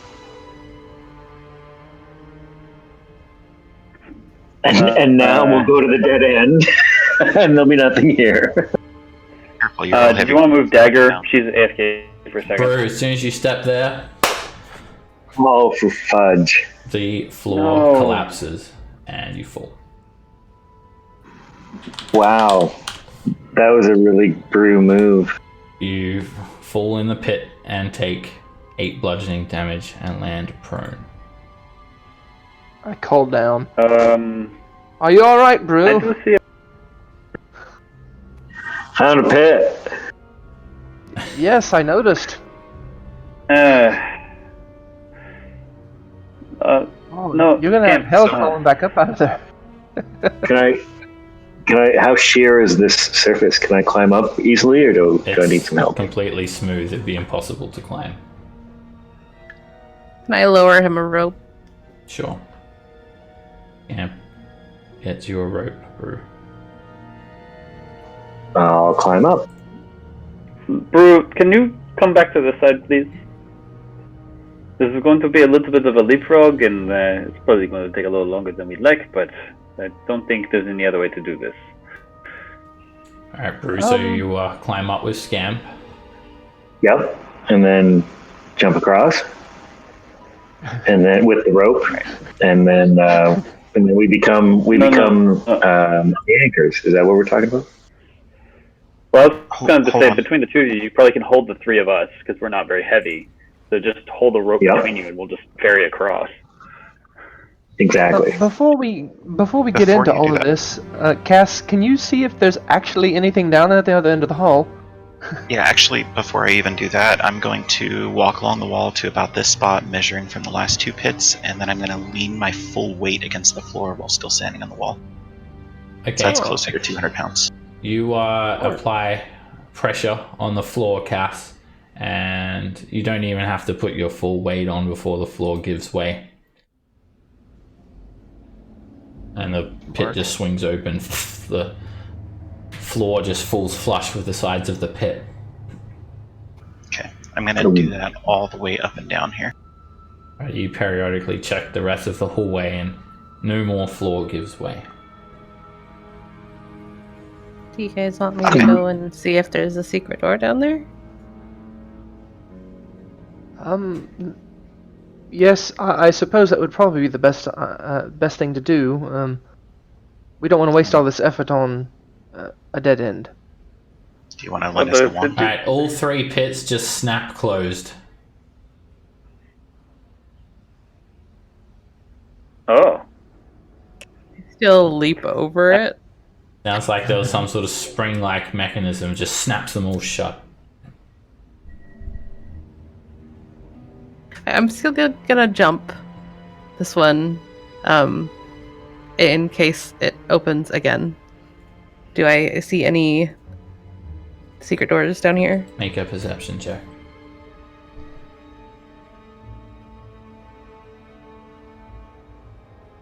And it's just a dead end. Scamp, we do have one more charge left in this the wand of secrets if we want to test it. I mean, I looked for one, but if you want to go check it, you can. You don't trust Scamp? No, I just also know she's a bit distracted and she doesn't see so well in the dark. I don't know. Scam never misses anything. You know. And Kaz, I mean, between the 2 of them, what are the chances of both of them critically missing? Inconceivable. I can't believe that cast there's... the wand of secrets.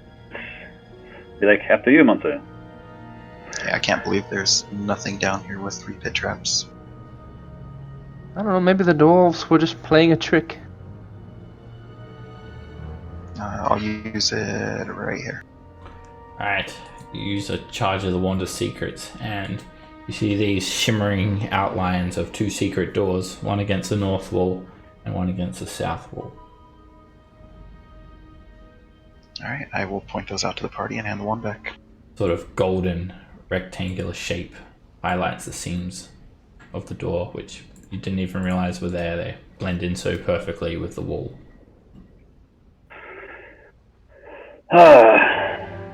Finally, comes in handy, and I kind of just stick the wand back in my belt, like all, like, haha, good idea. Who would have thought there was some stuff down there? I guess you're right. I can't see very well in the dark. It's okay, Scamp. We still love you. Scamp, if you wouldn't mind holding a rope when Brew toss one over, so that us not big people can scurry across. Yeah, I will do so. Okay, the strong people in the group lower ropes for people to climb up and down. Well, wait. There's nothing to climb down. They're just gonna hold a rope between them, and we're gonna try very hard not to touch the ground. Okay. You can try and army crawl across the rope with an athletics check. Not acrobatics? It's just a measure of strength. You're using all of your leg muscles and all of your arm muscles to carry yourself across. About a tightrope walk. Yeah. Oh. Or, yeah, if you do a tightrope walk, you can use acrobatics. That's a very creative. Oh, thank you. Well, you've already made the check though, Nox. Well, I thought I was gonna just...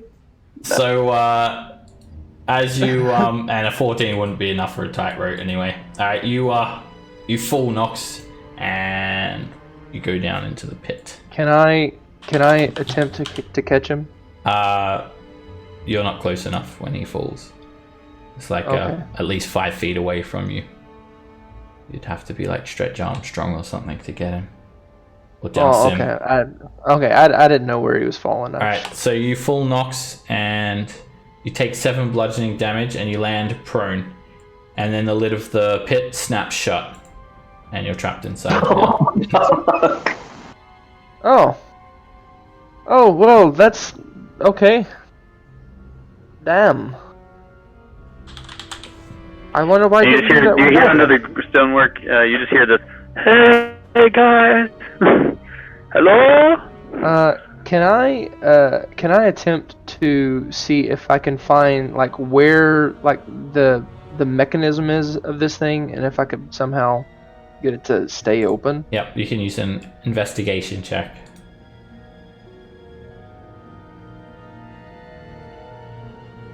Alright, as far as you can tell, Roland, it's a spring-loaded mechanism that's on the inside of the pit. There's no way to disable it from the outside. You'd have to attempt to pry it open with brute strength. Ah. I have iron spikes and a hammer once we get it open. Brew, it seems that the mechanism for this thing is on the inside, but we're gonna need to, pull it open. Do you mind? Give it a shot, at least. Yeah, for sure. And I'll hand a hammer and some spikes to Cass, and then I'll push on it. Alright. Give me a athletics check. This time it doesn't just swing open from having pressure applied to it. And you push with all your might, Brew, and the life of you cannot get it open. Oh, my lack of might. Well, you might as well cross. Yeah, I'll just walk across it.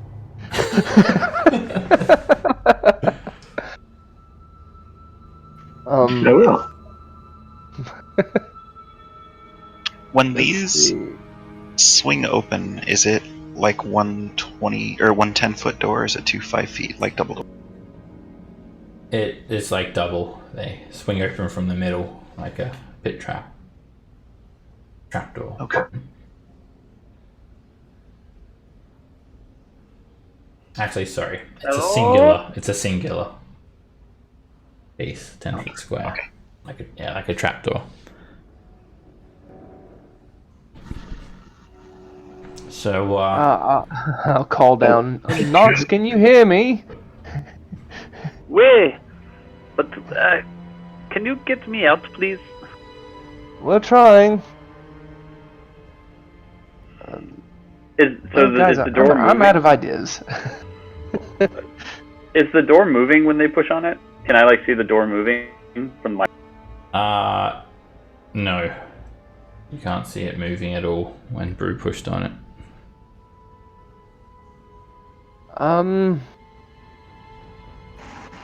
I stand on it. It supports your weight. There's got to be some way to open these, like a button or a lever or something like that. I mean, I think I would have found that with a wand if it was. I'm not sure that there is. Does the wand go through total cover?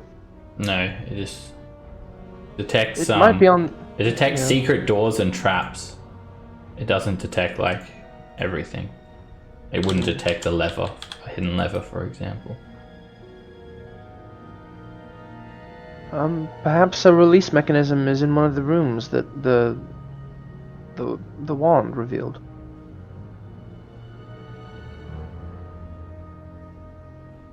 Do you see anything from the inside, Nox? What? Is He said, "Do you see anything from the inside?" Well, when Roland points out the fact that it's a spring-loaded mechanism, you can see the mechanism. Oh, sweet. I'll try and hit it with a firebolt and see what happens. Brew, you want to move. Everybody cross first. Oh, right. Roland will dance across. All All right, go ahead. You hit it with a firebolt, Nox, and roll some damage. It doesn't quite destroy it. It definitely does damage to it. And then you hit it again, and you destroy it. And now you're not going to be able to disable it. Oh. Now the only foreseeable way is someone lifting this floor open now. You've basically trapped yourself in there, as far as you can tell. Oh, Do we have a crowbar? I have a crowbar. Why don't you hand that to Scamp, and we'll see if we can't do this. I think Brew might be the better pick. Well, I was saying I because can think carry lots of stuff. Brew but- already failed. Brew's already tried. Yeah. I tried, and I did not think to use my crowbar, but I rolled crap anyway on both rolls. So. And Yeah. I'll take the crowbar from Brew and give it to Scamp. And as I hand it to her, I believe in you. Bardic inspiration. Would that stack with guidance? Yes, guidance is ability check. And yeah, it does stack. Wow, double buff. You've got everyone egging you on Scamp. It all falls on you. If you No pressure. fail this, then you've basically killed Nox. God. No pressure. hey, Seb. I would like to, if I even see a crack through if I see like a little bit of space, even if she can't get it the whole way up, let me know, because I have a way out as long as there's a crack. Alright, we'll see how well she does. Alright, Scamp. Boom. You want to use your inspiration on that and your guidance? Well, you use your guidance. I'll do guidance first. 'Cause Okay.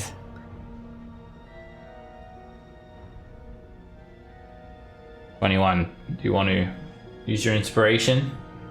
Go for broke. Sure. Yeah. You might as well. Roll a d8. And you get a 25. You just rip it open, and it just slams open, and it looks like it's not going to slam back shut either. And a wild Nox appears. Kill it. Laura rope. Right, they get you out, Nox. I was like, if I can see a little bit of space, I was going to use Thunder Step to get out, because it's just I've got to be able to see where I'm going. Even if it's in the middle of the air. Yeah, I'd say with an 18, she probably would have opened it enough to see a light crack. But yeah, you smashed it with a 25 Scamp, and now that pit is going to stay open like that. I'll hand the crowbar back. Good job, Scamp. To whoever's crowbar it was. Can have it back. I couldn't have done it without your guys' inspiring words. Should we try to crowbar this next one open before we try to cross it? Yes. Somebody have a hammer and piton? I do, yeah. You've got those spikes, Brew, so you can just spike it shut if you like. Well, I'll do that then. Okay. Oh, we can spike it shut. I was going to try and spike it open. I will go with Well, shut. spike it shut. Spike it shut's way better. Alrighty, you wedge. So you got a couple of pitons. You spike it. It takes 2, and you spike it between the lid and the surrounding floor to prevent it from opening, making it safe to cross. Glad I thought. Thanks. Just to clarify, can I use iron spikes instead of pitons? Because I brought both. Yeah, iron spikes. That's what you want. Okay. Either one. Pretty much the same thing. I'll save the pitons. I only brought a few of them. Okay. I guess they're good for climbing. I have an explorer's pack, so I have it inside. I have an explorer's pack inside of the bag of holding, and I'm pretty sure it has some pitons in it. Bag within a bag. Bagception. Bags and bags. Okay. Well, dude, And- hook me up with your people. Is Dagger back? All right. So, Or did she have to go? no, She had to go. I think she had to Okay. go. She's off the chat. Alright, I'll just say that she's stranded here. Like, I think she'll be fine. Pretty sure she'll be fine over there. she's like, I'll throw her some rations. Here you go. We'll be back shortly. it's like painted a face on like the barrel already. I leave her with my pet mouse for company. I mean, rogue, right? Rogue. She will find a way. It's fine. So moving across. You just hear Dagger, like, oh, Wilson! Wilson! I think I would have went with Cooper. Face painted on. She thinks the barrel's Pavel. She's talking to them. Still at Pav. Alright, so you've got 2 secret doors here. And north or south, bro?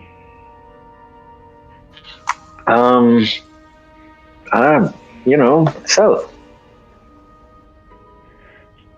Pick one and open it up. See what happens. I'll attempt to search for anything unusual. Well, the Wand of Secrets. The wand would pick the trap up. Yeah. Oh, of course, yeah. Picks up any traps or But secret doors. Well, he is Brew, though. He probably forgot by now. But yeah, I'll go ahead and open that door. Okay, you push this door open, and you see a room full of barrels. The ceiling is pyramidal. So the walls climb 10 feet and an angle inward to form a pyramidal cap with a 30-foot high apex. Stacked in the middle of the room are well over 100 barrels, all banded in iron. They look like they were sort of stacked to form a 20 or so foot high pyramid with the base measuring 7 feet at a side. It appears that the barrels have collapsed and there is a big pile of wood smashed into the center of this pyramid.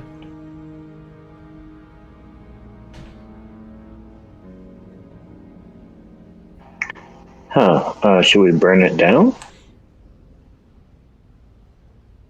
Well, that would be the smart move to probably destroy anything that could be hiding in.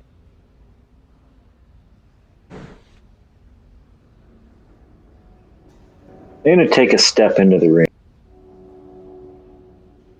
Alright, you step in and this sort of vinegary, sort of faint ale, stale ale smell is present here.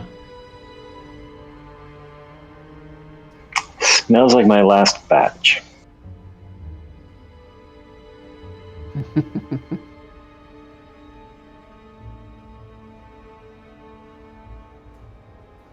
What do you guys think?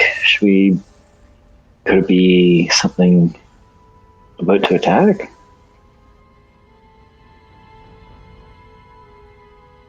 I mean, it is up to you, my friend.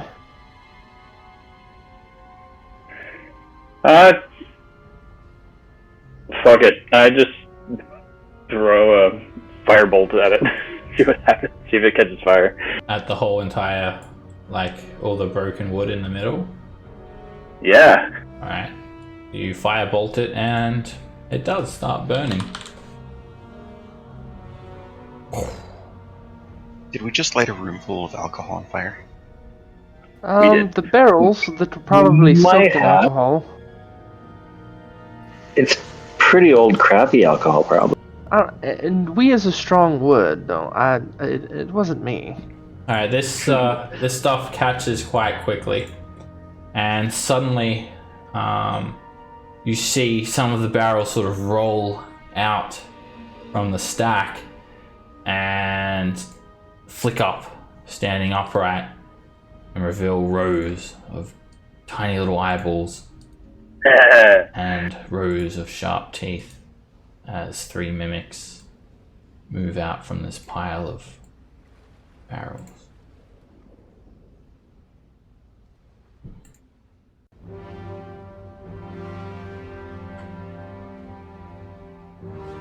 You missed me in initiative because I ran away. He's back there hanging out with Dagger. Oh, I clicked the wrong thing. Tried to click on you, but I missed your token. Okay. 3 mimics. These ones are shaped like a barrel, unlike your usual sort of chest mimic. They excrete this sort of sticky purple substance, and as it hits the ground, you hear it sort of hissing. This sort of caustic property. And you're up first, bro. Right. Well, I was really going to save my last rage for a while, but there's nothing that makes Brew more angry than somebody, desecrating really the sanctity of beer barrels. So I'm going to go ahead. So you're gonna start hitting Nox? These mimics make me angry. So I'm going to rage, and I will pull it. I think I still have a scimitar left. Yeah, I have 1 scimitar left. I'll pull that out and run up here and swing recklessly at this thing right here. A 13 hits. And as you swing at it, Brew, and hit it, this purple ooze-like substance, it reaches out and you try to pull your arm back, and you are adhered to it, and it grapples you. It grapples me. Yes. And you hit it for 19. But I do the grappling. Okay. Can I still swing at it? Yes, you're just grappled. Then I will swing at it. Yeah, not incapacitated or anything. And that hits. For 8 damage. Cool. I think I still have movement left, so if it wants to... You can't move. Oh, wait. Your speed is 0 while you're grappled. No. Being grappled sucks. Not. Alright, I will... don't want to touch it, so I'm going to firebolt it. That hits. 7 fire damage. Half. Back up. I can just barely see one of the mimics through the fog. Am I good to attack? This one, I'll say, has... You can hit it. It's 3/4 cover. Okay. A 12 misses. And a 22 hits. For 8 force damage. Alright, the mimic that's got you, Brew, has the grappler ability, giving it advantage on attack rolls. And as you're stuck to it, it just tries to bite you with these rows of teeth that sort of come away at the barrel lid. And Alright. oh, I had it on Whisper. It gets an 18 on its attack roll, and it bites you for 8 piercing and 2 acid. Oh, well, 4 piercing and 2 acid. With your resistance. That's taking 6 damage. And it ends its turn there. Actually, it dragged you but doesn't drag you. It's starting to drag you away as this wood is catching on quite quickly and very quickly turning into a blazing inferno. This mimic, it hops by you, Brew, and actually it's just going to hop up to you and it's going to try and bite you. 10 misses. Bring it. Oh wait, a 13 misses. And it ends its turn there. Rolling. I'm gonna run up to where I can see all of them, and then as my action, I will play a couple of minor chords on the guitar and cast Bane on all 3 mimics. Alrighty, that's charisma saves. We go left to right. Shit. And 2 fail. 2 of them are baned. The ones next to Brew.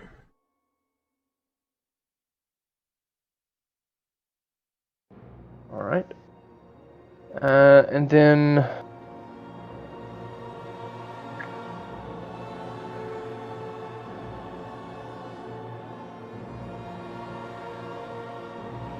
Yeah, I'm not going to do anything with my bonus action. I'll move back a little bit, and that's my turn. Alright, Dagger is just like trying to make a little house here now for herself. Scamp.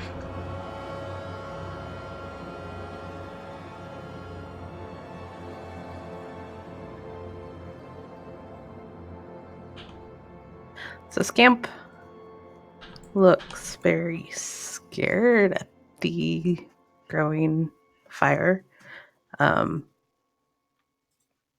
She's gonna run up and try and pull Brew backwards, like out of the grapple. Alrighty, you can Kind attempt of- that with an athletics check at disadvantage. Due to its adhesive nature. Yeah. And that's enough. You can pull Oh. Brew free.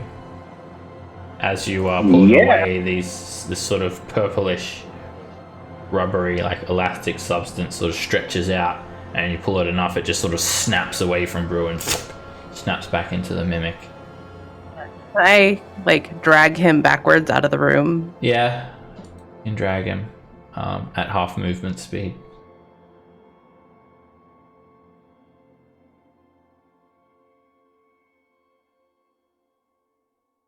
I think I can get there. So I moved 10 up, and then if it's 10 feet back each time, that would be 30 total. Yeah.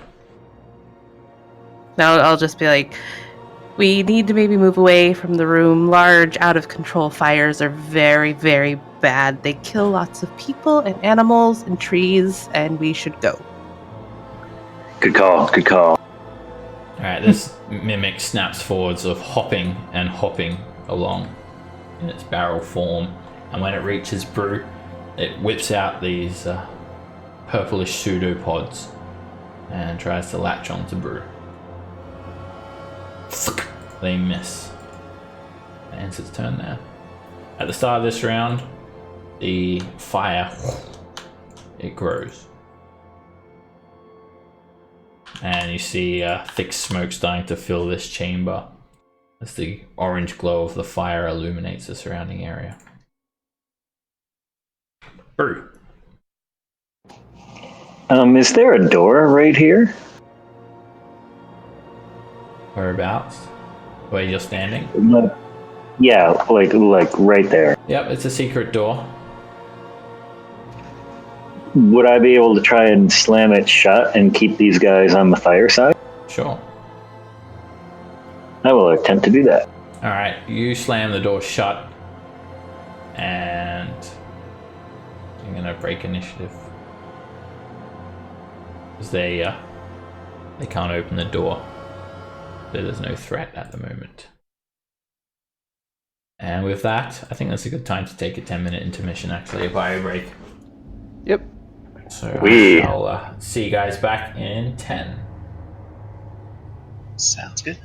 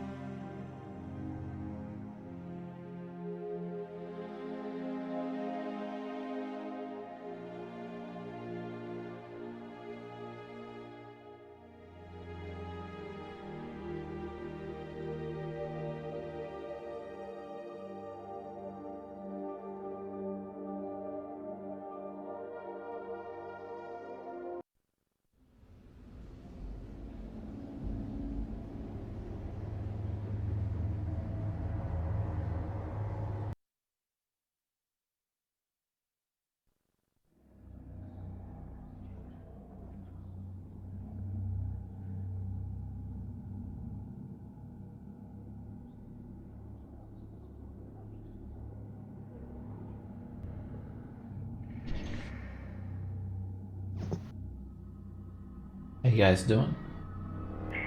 Pretty good. Good. You guys get 270 experience each for the encounter with the mimics. Just in case, Roland is going to continue to hold, Bane until it just goes away naturally. Oh, you feel it go away in less than a minute before the spell would naturally end, and you guys hear some like subtle slamming against the wall until the slamming ceases, and the wall just feels red hot. Well, I guess that's Well, that. there's one way to take care of it best.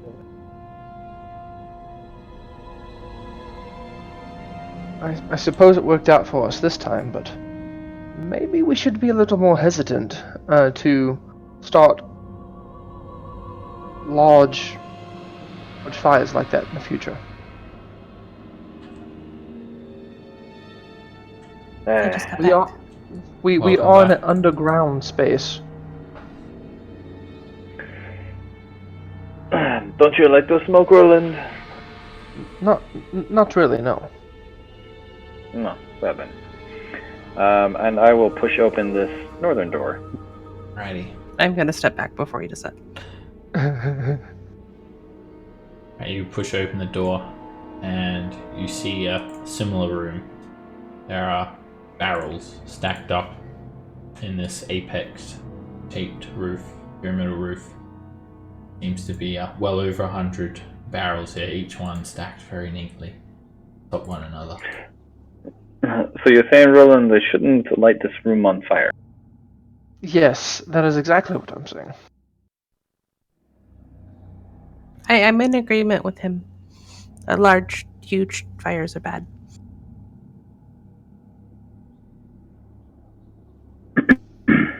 I'll step into the room. Alrighty. The only things in the room are these barrels that you can see.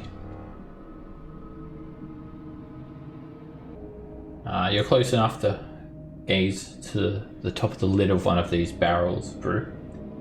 And each one banded in iron, each one in very good condition. And each one has a faint glowing glyph on the lid.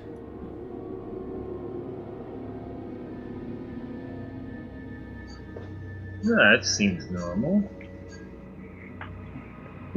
Do not touch anything yet. Do I know what the glyph means? Make an Arcana check. 17. You have heard dwarves are known to use magic to preserve their ale. This could be a glyph like that. It seems to belong to the school of abjuration, which is a warding magic, so it would make sense.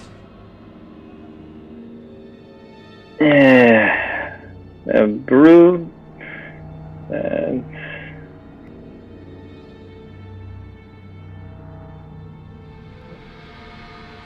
Yeah.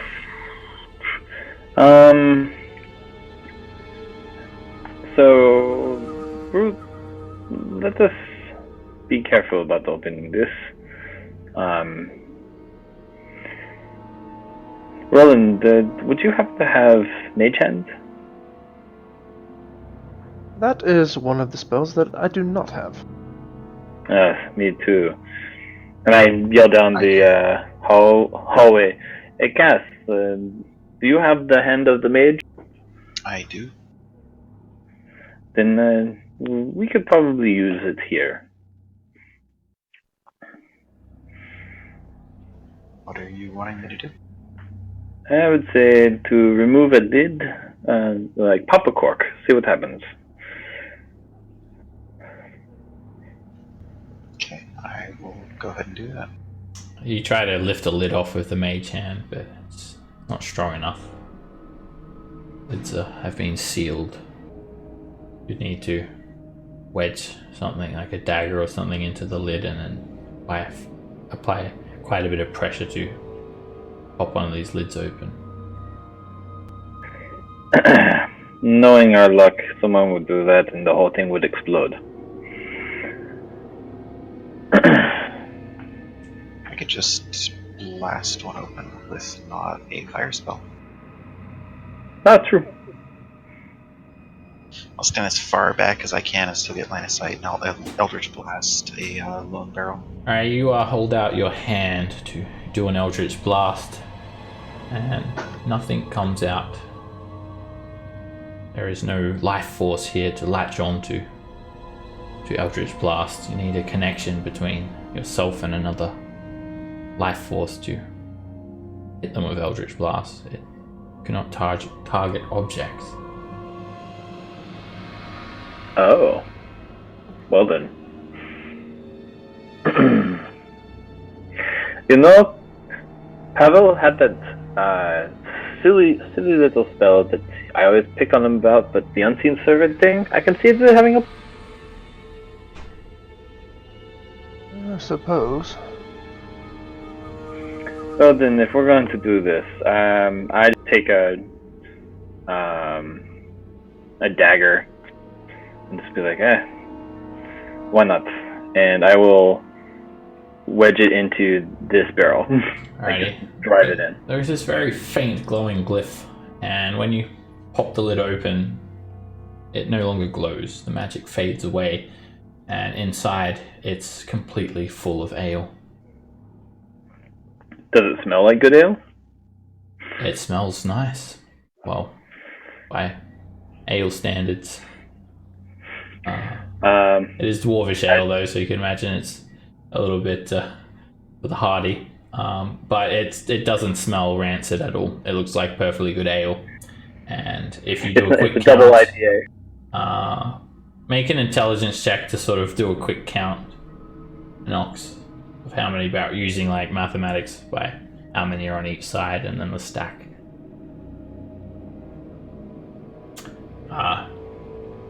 There should be 149 barrels of this ale here. Ooh. That's a lot of booze. We could sell that. We could. You think if it marketed properly, brew, then maybe you could sell one barrel for about 40 gold pieces. Each barrel weighs 400 pounds. Oh. What about if we were selling them by the tankard back in the tavern? You think that would take a very, very long time. But this would fill the cellar. There is about 40 gallons in each barrel, and it seems to have been magically preserved here for centuries or even a millennium. So then, how much does a holding hold? The barrel won't fit in a bag of holding. Oh, It's too big. I was like, at least we take one. We will find a way to come back and get these somehow back to the tavern. Let's mark it on our maps, and we'll come back when we're able to actually transport some of it. Well, I'm sure we'll think of something eventually. Oh, since we've already popped one, I take the little cup I use for like my mess kit and scoops them out. Be like, don't need it to go to waste. It tastes better than the swill that Dernan serves in the Yawning Portal Tavern. It's a real step up. Oh goodness, Brew would actually probably get drunk off of it. He has a weakness that literally, once he starts drinking, he can't stop. Right, Drew just dips his whole head in it. Like, you just see the level of the ale just start decreasing. Brew, no. You can Brew. see like an oil floating on the surface of the ale now. From him. Brew, make a Constitution save.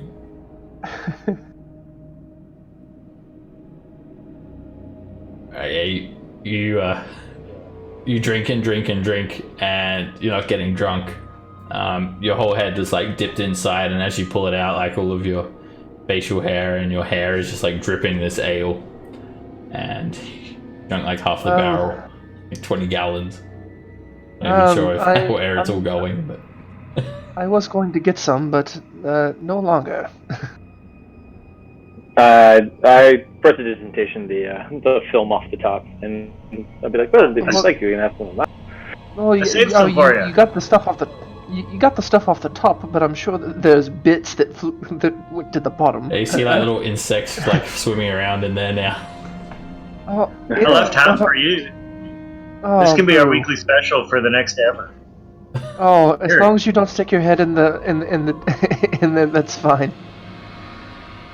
Can I carry that half barrel with us?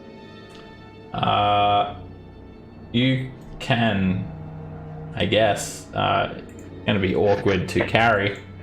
It weighs. Brew empties all of his water skins, and he just starts filling it up. Well, no then. It weighs 235 pounds. All right, never mind. Yeah, never mind that. Haven't you been carrying like a mini keg full of poisoned ale? I mean, can you just dump that? I was saving that. Seb, I would like to take. I'll take like a vial's worth of the beer. Between Brew's brewing kit and my alchemy kit, I'm kind of hoping we can kind of reverse engineer it. Yeah, certainly. Take a sample of it. Just call it like Malacan Ale, named after the dwarves that created it. Cool. Malarkin Ale sample. Alrighty. So, looks like you guys are headed back across now. Do we want to open the door and see if the mimics are dead? I'm sure that they are. Is there a purpose to see if there's anything else in the room? Well, I mean, there might be. If it is loot, I'll open the door. Alright, you're hit with just a massive explosion of smoke and cinder. A backdraft hits you. Make a constitution save. Wasn't expecting Alright, that. this intense heat just hits you, Brew. And Roland, you make a constitution save as well. Brew, you take 3 points of fire damage. And Roland, you take 2 points of fire damage. As this intense heat is unleashed and you just see this cindering, smouldering pile of burnt wood. Is that... And did I take the 2 because I... Did I fail or did I... You took 2 because you succeeded. Okay, because I'm a tiefling as well, so... Alright, take 1 then. And you guys just see like it looks like a lot of these barrels have exploded from the heat, and the bands have warped, and like there was a ton of this ale here that sort of just spilled out everywhere, and the floor is swimming in this disgusting mess of charcoal and ale and... Oh, well, never mind. But you know, we could always just open up and fight some more beholders if you're bored. How did you get across Nox?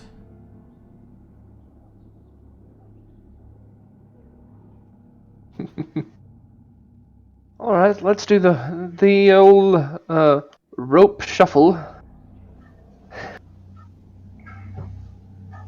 Down one side. Actually, Roland, you and I would have to, I was saying, unless Scamp comes back, you and I would have to like wait till Brew jumped across to come back up.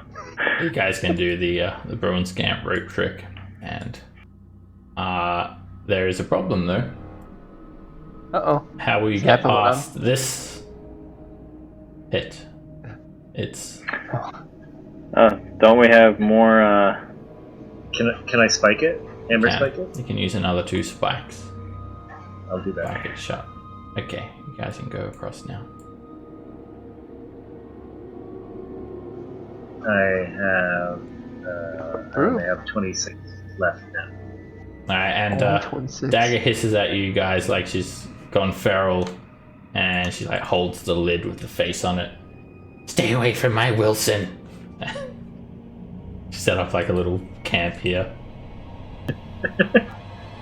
Like she's stranded on an island.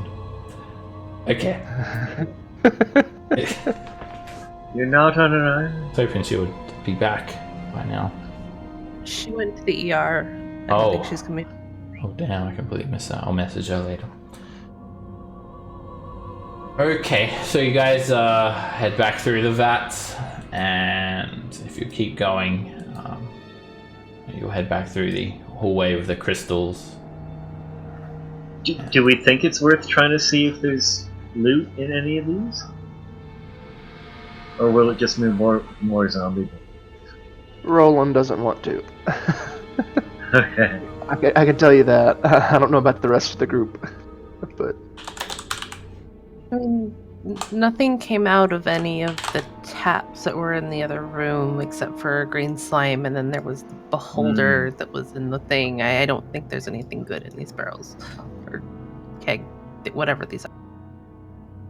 I believe these are the big ones are vats.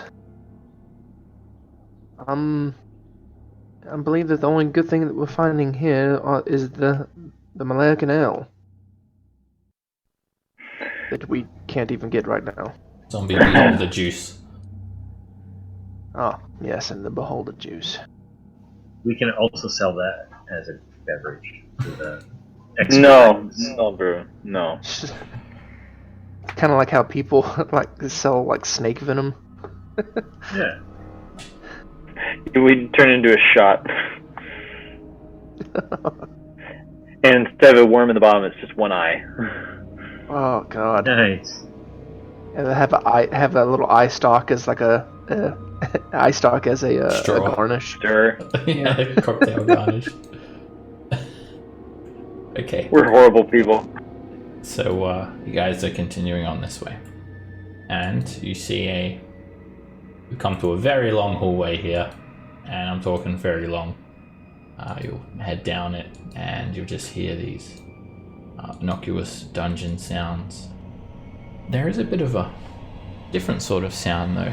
Almost sounds like very, very faint sloshing of very distant river. You'll hear it towards the end of the hallway. If you decide to go down, that is. The door is shut. Did it not open? I was No, wondering it's what a hallway you were talking about. I was like, I definitely opened it. Is it doing this again? Oh, what about now? Yeah. Did it change? Nah, no. Okay. Oh, now I can see a lot of. I can see another thing right here. Oh, what? What is going on? Too. Oh, Like a oops! big- I went through the wall. I think you erased a lot of dynamic light. Oh. I didn't know. Let me just put some on though. So Yeah. you guys can go I'm onto the gonna wall say- if you want though. You're welcome to. I just won't be able to guarantee you ever make it out alive. So do you guys see like to the east, just like blackness, darkness? Or is there dynamic lighting against the east wall? Against the northern wall here, there's dynamic lighting, and then there's a really long hallway. But to the south, I can see another hallway right here. Okay. I don't It looks know like what's it going curves on back here. around. Yeah, we can see basically where this curves around. Well, that is the hallway I'm talking about anyway, so you guys all get a no temporary fighting. you guys get a temporary ring of X-ray vision. Does that fix it? yeah, Yes. that fixed it. I might have accidentally deleted that like some time ago, I don't know, but a little bit glitchy I guess. Alright. Who Are we was all it? here? In another game someone was like you remember Tyler, like they could see the entire map and they thought it was normal. Like, oh, I can't see the whole map this Yeah. session. Yeah, Like, wow, you can see the whole map. that was our new cleric in the Friday game. He was like, "Oh, I thought that was just a normal thing you could do." No. It's like, alright, he's getting point now for the rest of the level. Alright, so yeah, this is when you guys start to hear this sort of swelching sound. And those of you with down like... here? Yeah, it sort of bounces off the walls though, but you would think it comes from down these stairs. And those of you with like particularly high perception, you actually sort of smell this sort of like rivery sort of smell, like that dank, sort of damp smell. And there's also so there's a very long staircase here descending down as far as you can see, and a wooden door set into the south wall. Do I hear anything at the door? Give me a perception check.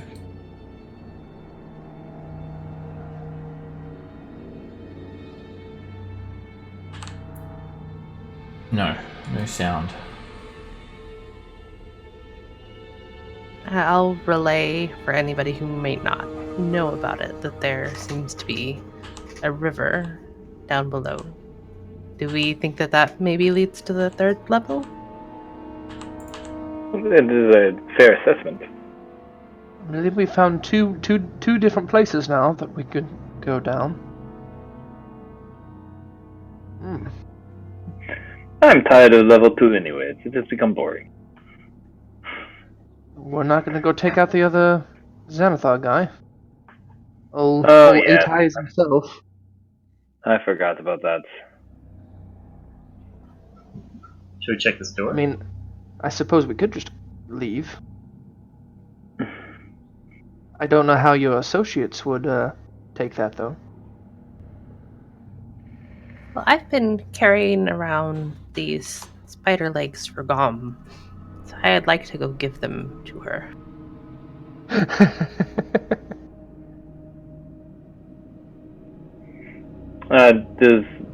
Brew, did you want to check the door for traps, or you want me? We should both check. You've already checked with a perception check. Perception Oh, is like just it's everything. Looking, everything. seeing, Okay. smelling. I'll open it. Tasting. Tasting. Lick the door. Lick the I door. always lick the door. Yep, definitely lick the door. Brew runs his finger along the door and clear. Stay safe. I'll push it open. Alright, you push it open, and as you do, you see another hallway studded with these red glowing gems, and again, one by one, they start to light up, illuminating the room. But there is another feature in this room. There are tentacles dangling from the walls, here and there.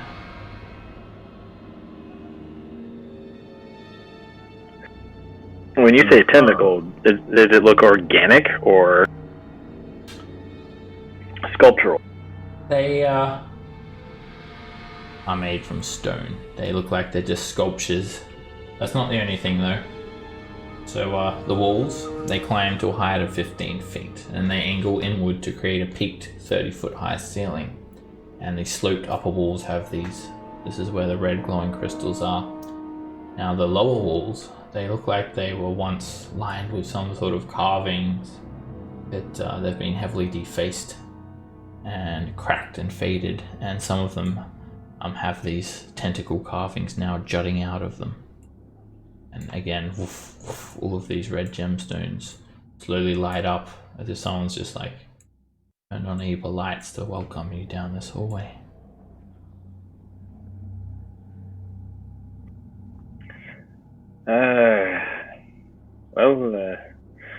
Should we continue forward?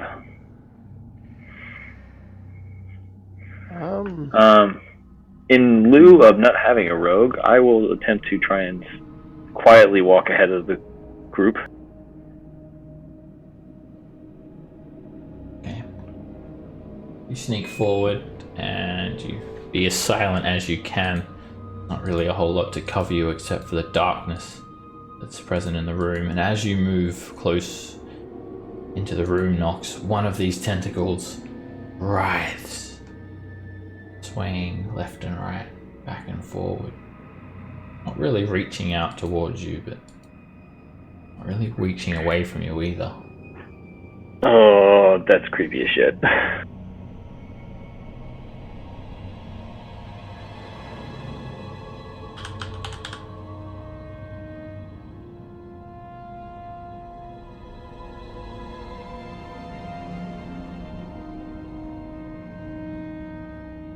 Another one writhes.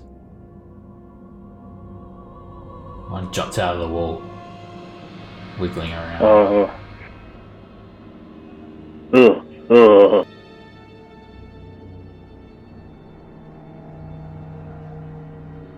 What is this?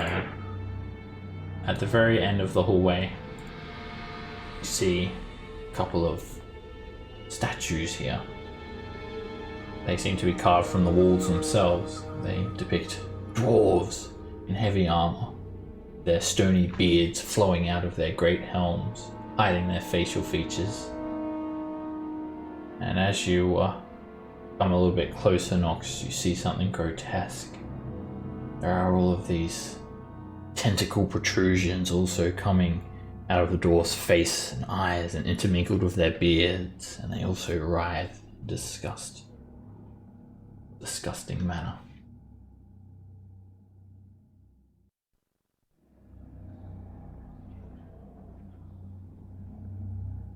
I'm assuming that's a door.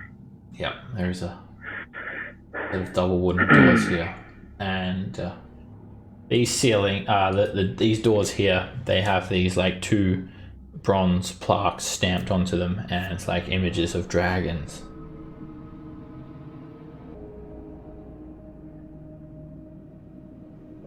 Just turn around to the group and just kind of shrug, and kind of wave them.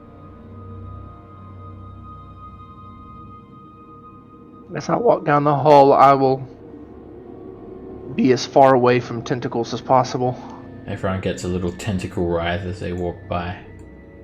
Ooh. Do they still look like stone, or do they look more organic now that they're moving around? They're still stone. They move like they're organic. Oh, that's Stone even color, creepier.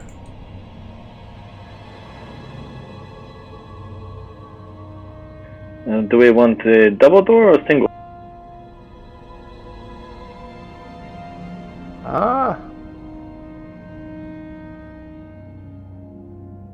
I say this door. Like you see Roland get out a coin and flip it. Alrighty. That one. You open up this door here, and see a very, very large hall with a 30-foot high vaulted ceiling. There are stone arches built into the ceiling supporting it all the way along. You see a massive skeleton of a dragon, bones held together by wire and cement, standing upright, sort of like what you'd see in a museum. Many bones have fallen off, fallen to the floor and are broken, smashed.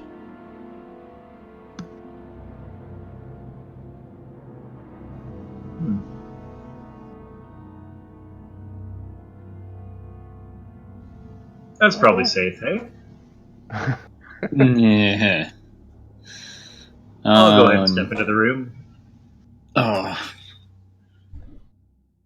Brew, aka guinea pig. See a bit of moss and scum built up in between the cracks of the tiles and walls. Moisture from the river, I suppose. Not good for this place.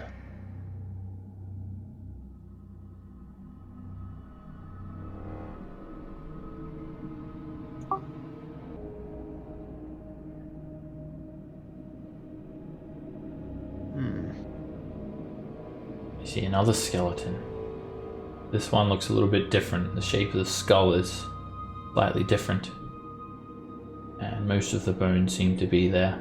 Very much resembles the shape of a dragon skeleton. And there seems to be a third and a fourth. One of them set facing you in an alcove to the south.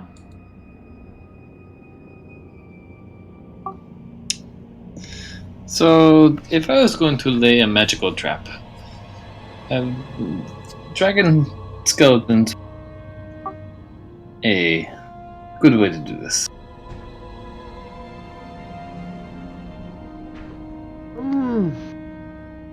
More than likely, I suppose.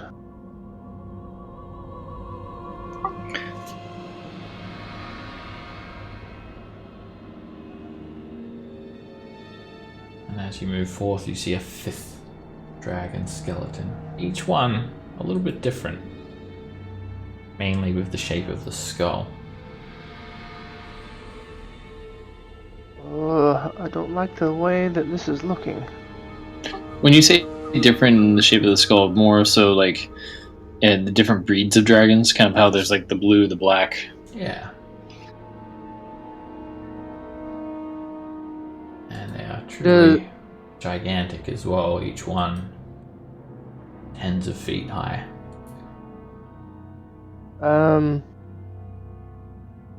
Does it look like they were preserved in this fashion as more of a? Well, I guess that would be an opinion of whoever did it. So never mind. That would make sense.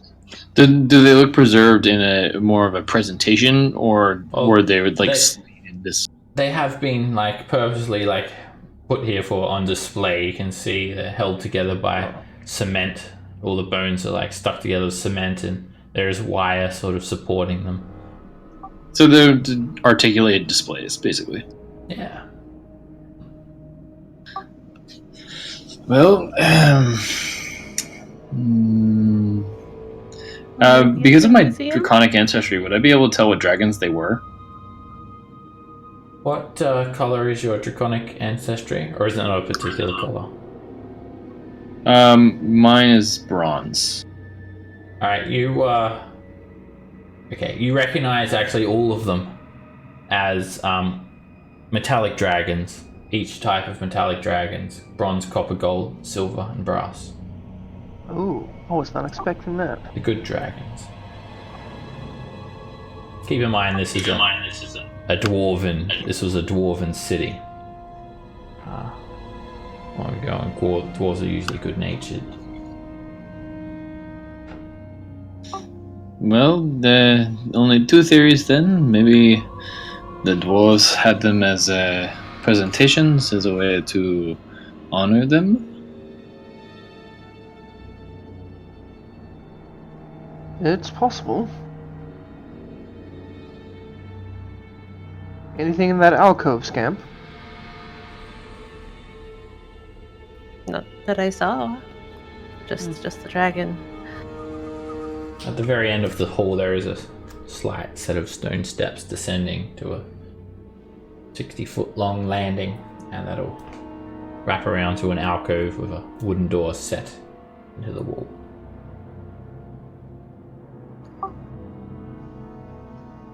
Can I search for secrets? Sure. Give me a perception check. It's the size of this hall is quite breathtaking, and it's impossible for you to take it all in at once, and you almost get lost in trying to look around yourself, Brew, and can't see anything that stands out. I'll just focus on breath. So, okay.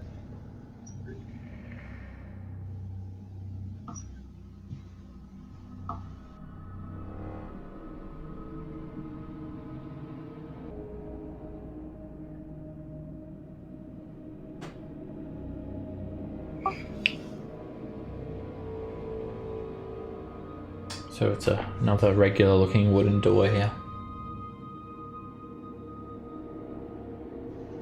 After you, Brew.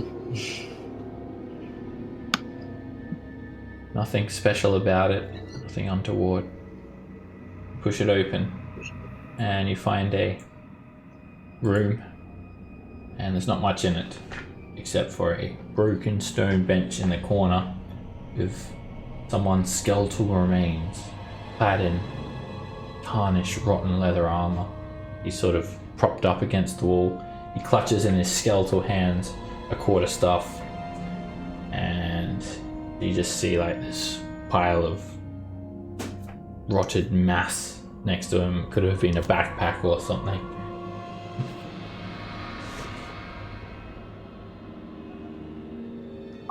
I want to kind of start looking around to see if I can check the wall. Like, I want to run my hands along the walls and see if I can see anything, feel anything. Alright, make a perception check. And you don't see any secret doors here, or anything else secret. I want to inspect the skeleton, not touching it, but just kind of looking it over.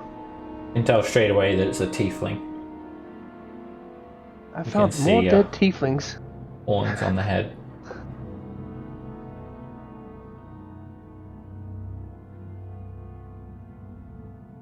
Does the quarterstaff look normal? Make an investigation check.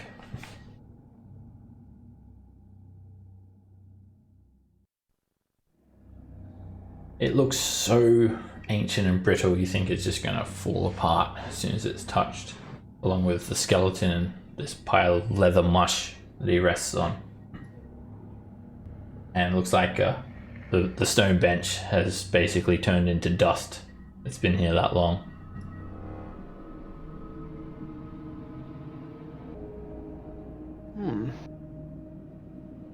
Can I also take a look around the room for secret doors? Sure.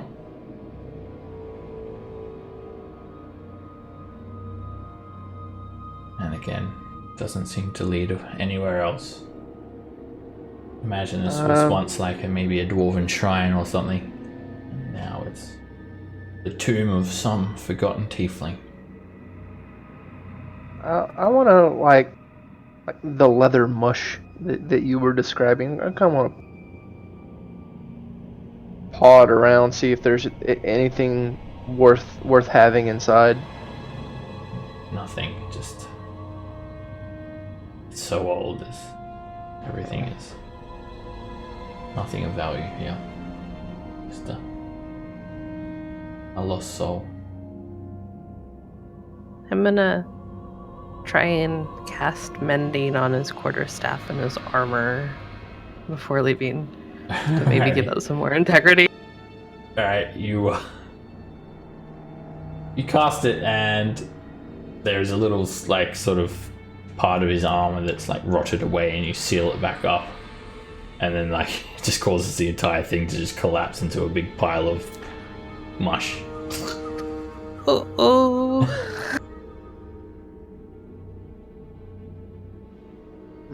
Like a quick little song. Sounds really sad, but it's like a funeral, like a funeral song. A dirge. I thought you like break dancing or something. Okay. Oh no. You send it away, Roland.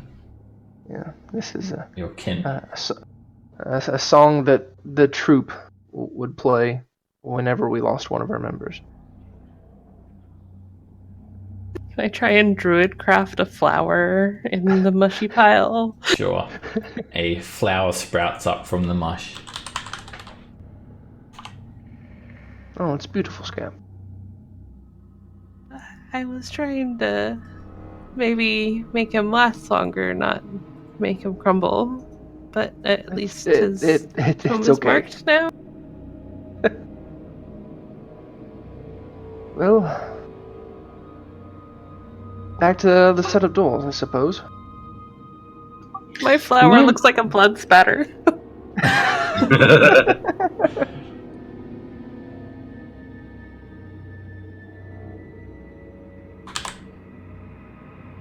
Ta-da. It really does. Tried to pick a nice one too. Okay. No, it's fine. You guys head out of this old museum, and definitely looks like someone has purposely defaced these dwarven halls of the writhing tentacles. As we're passing by, just out of curiosity, I want to check and see if there's anything in this back alcove, like secret doors or whatnot. It's just as it appears, it's an area to house this dragon skeleton. Okay.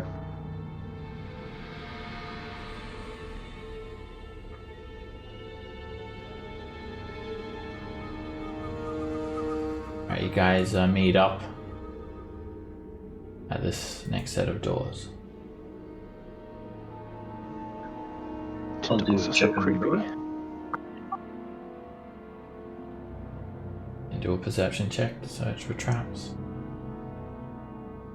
Watching Brew lick the door again, I'm like, oh no. Just back around the corner. Looks safe.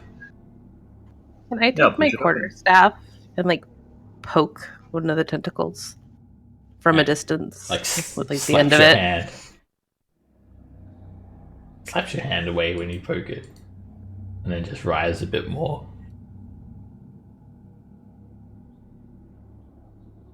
and then it pokes you in the back as you move by it.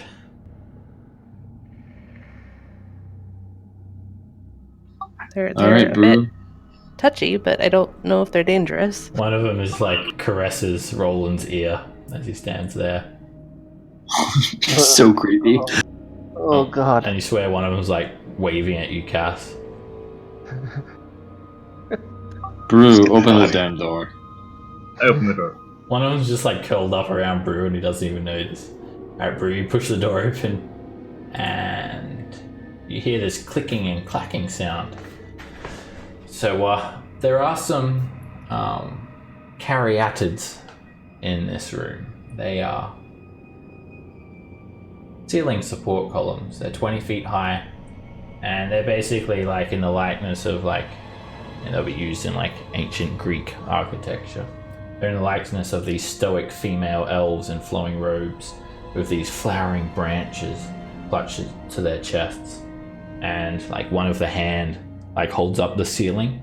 That's sort of, so basically the support column is carved into the likeness of an elf, and each one of these Caryatids face inward. Circling one of the Caryatids is a square, a box with eyes, basically, and wings. It's a Mondrian. It What are they doesn't, called? monodrone. It doesn't like fly though. It's it has a bow in its hand, and it just keeps circling this northwestern Caryatid repeatedly. Looks like this, and it's clicking and clacking, and you hear it sort of whizzing and whirring.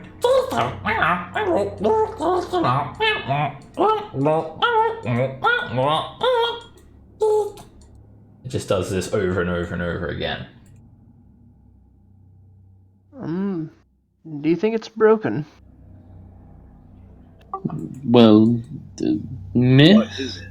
A thing that you notice as well, Scamp, it's a little bit sort of maybe calming to your senses, is the walls. They are all carved with bas-reliefs of unicorns and tree branches. But sadly, each tree branch looks bare.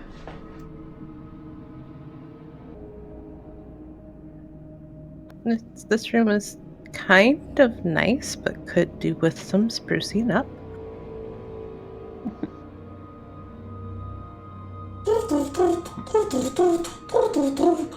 The quadrone doesn't seem to pay too much attention to you guys. Alright. Keeps going counterclockwise around this Caryatid. So you were saying these the Caryatids, they're facing this, like all Yep, facing they're all in? facing inwards. Can I take a closer look at the one that this thing is spinning around? Sure. It doesn't appear any different to the other ones. And as you sort of inspect it, sort of get in its way a little bit, and it just, you just hear it, recalculating, and then it swaps and it takes a liking to the next one instead. And it's just speaking over and over again in this like strange language.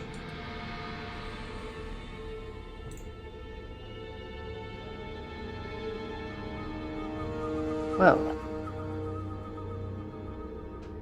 interesting, I suppose.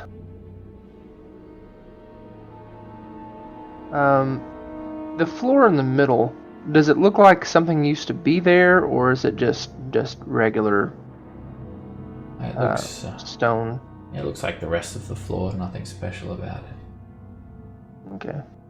Didn't know if maybe a statue used to be there or something, but Seb, peeking around the corner, what do I see here? Alrighty.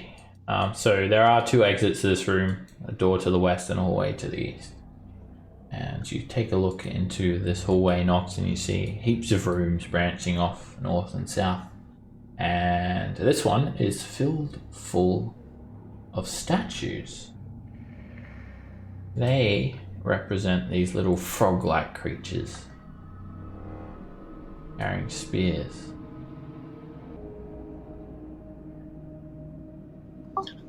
Like a grung?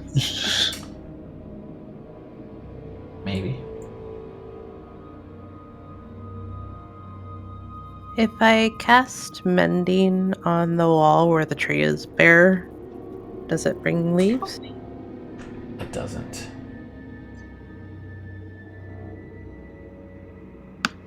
And what about this?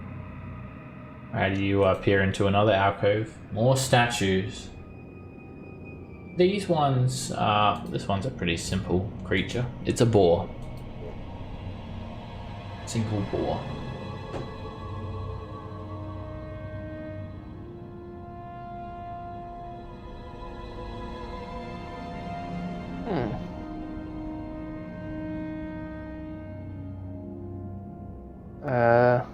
Does it look like the statues have just been stored here, or did they? They are very detailed. Very lifelike. Each one in a different pose. Each one this little frog man with a spear. One of them looks like he's even been like carved to be wallowing in mud. The mud is impeccable detail.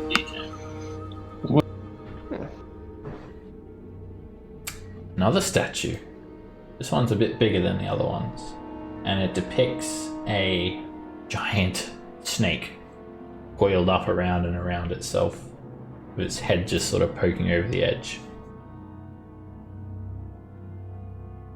It looks like just a massive snake. It must be like 30 feet long or more. Ooh. Again, very lifelike. Yeah, intricate detail, every little crease and curve. Does anybody else think there might be something suspicious going on? Did you see where we are? Of course I think there's suspicion. Alright, in this room, there are 3 Gricks. Very realistic Grick statues. Gricks are these things. Ah, yes. Great. Horrifying little things. This one is familiar to you in the next room, Roland. In fact, a little too familiar. It's a Kenku. Again, so realistic. Looks like he's in a battle stance. Ooh. Can I wrench its head off?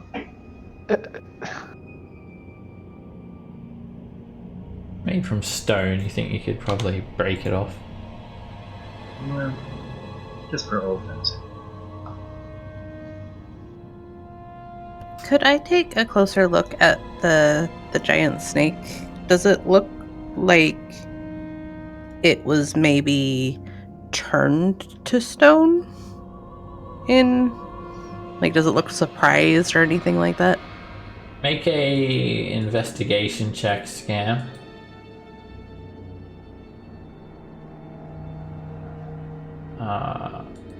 It looks like it's in a very natural pose.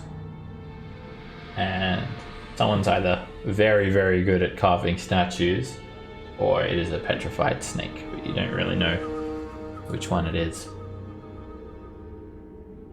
There are 2 elves with long hair in this statue. They have hand crossbows attached to their arms, and they seem to be conversing with one another.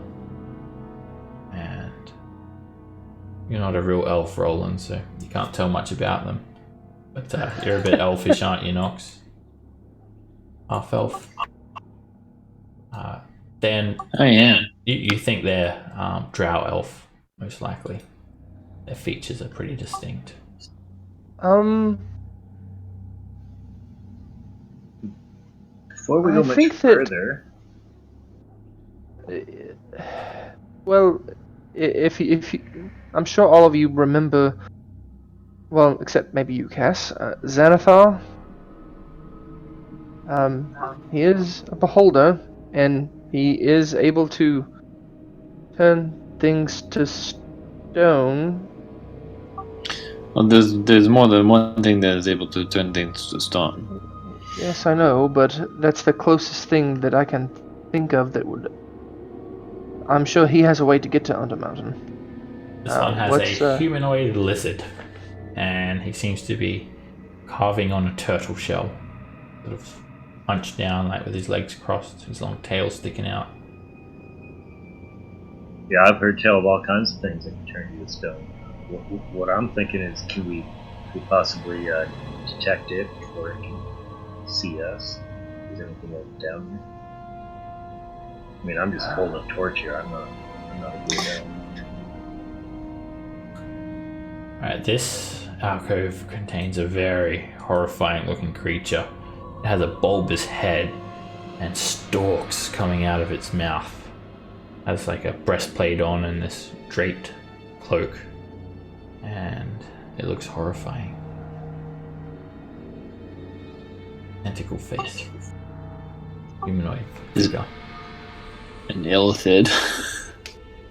It reminds you of that creature you met down in the sewers. The Mind Flayer. Okay. Next one. To the north. There are 4 rust monsters. Statues, of course. To the south here, Anothic. Creatures you've encountered before. This has these sort of lizard fish humanoid creatures with webbed hands and feet. Scaly creatures.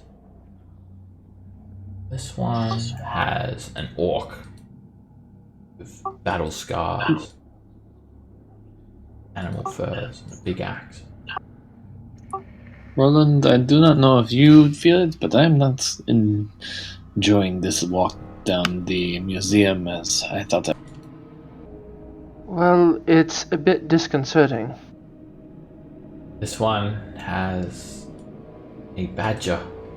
Looks like he's trying to dig into the ground. Very big badger. A dire badger. Some sort of feral looking furry hunched backed creature with standing on all fours. Vague sort of humanoid face, but it looks very much like some sort of shaggy beast. To the north, you see 6 creatures. They stand on all fours. Hoofed feet. Fur. Curled horns on their head. They're goats. 6 goats. And finally, there is a human. A wiry young man grasping a short sword. You say grasping? Yeah. Of course, it's all a statue.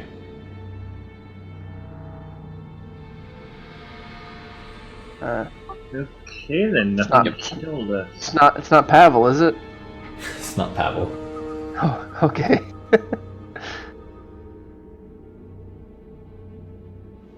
It's stuck to that cookie jar sword. I'm gonna check this back wall, see if there's a secret passage. It's a dead end. Well, I believe that this is someone's private showroom. Well, that was fun. I think it's time to go. I hope that we don't meet anything when we get back to the big room. Quadrant continues to circle the statue. As I'm walking, can I look for any, possibly secret doors? Sure. And, chinks? Go ahead and give me a perception check. No secrets. I want to walk up to the quadrone, kind of at least talk in his direction. Pardonnez-moi, do you happen to know the owner of these statues? It just keeps on chirping. And can't understand what it's saying. Doesn't look like it understands you either.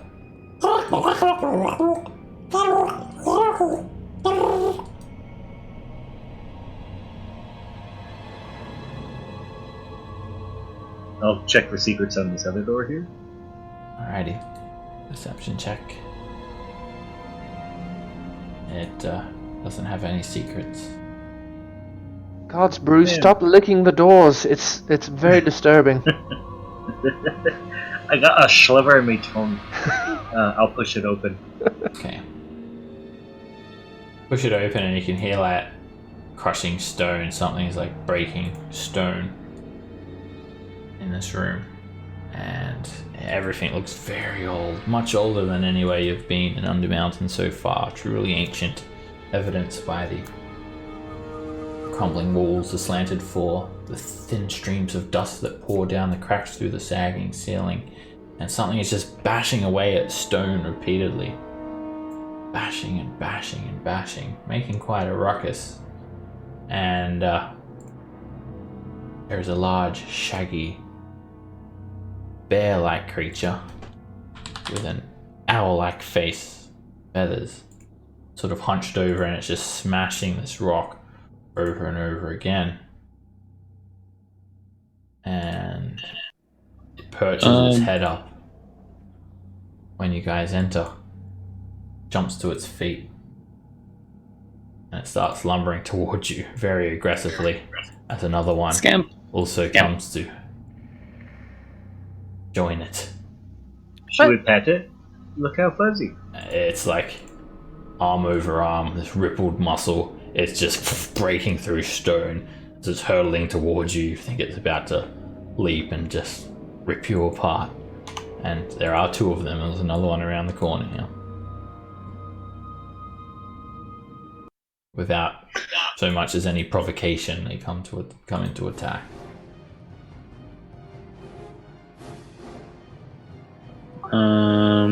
Okay, I will.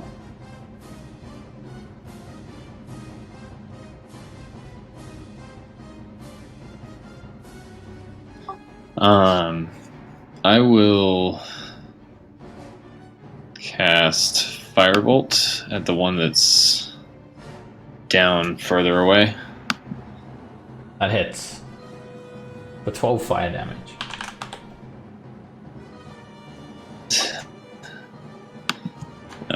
Afterwards, just back up and just be like, oh shit.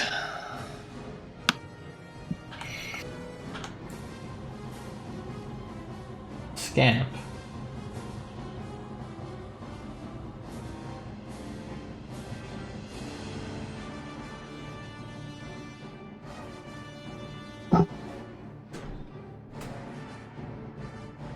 I'm gonna reach out and cast Cure Wounds at first level on Brew. Thank you much.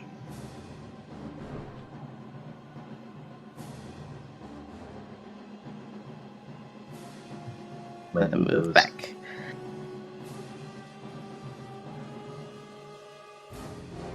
Alright. What does Roland do? A little bit of feathers and dander sort of come off the owlbears as you saw them for a brief moment, just with these razor sharp claws just breaking stone apart like it's nothing. 15. I'll attempt to viciously mock this one because it's the only one I can see. The gift didn't load right. Fails. No, I didn't really have anything for it. It's just you're just an animal. Can't understand me. At Now, least one animal. Roland, some animals can understand you, so you should be nice unless you intend to hurt them. Well, I definitely intend to hurt them. But point taken. I'll file that away. And then I'll kind of lean forward and whisper to Brew, "I believe in you." So bardic inspiration for Brew. Perfect. And let's see. And I have 15 more feet of movement. I will also move back and My turn. Alrighty, this owlbear is just bounding towards you, Brew. These big round eyes and its limpid pupils lock onto you. It stares furiously. Has a bear-like body, an owlish head, feathers covering its thick shaggy coat, and it lets out this horrifying screech. Like a hooting bear. And it just lumbers over and like it jumps at you, sort of rearing up on its hind legs, and it comes down with these heavy set claws crashing at you with disadvantage, and it misses, crashes to the floor and breaks away the stone underfoot, and then it just slams its head up towards you, trying to use its beak like a piercing weapon, and that misses, and then it sort of just scratches on the ground and like ends its turn there. Actually, it's going to move away, sort of rears up to make room for its buddy, and provokes from you, Brew. Oh, good. All I have ready is my shield doing. Sorry, leg.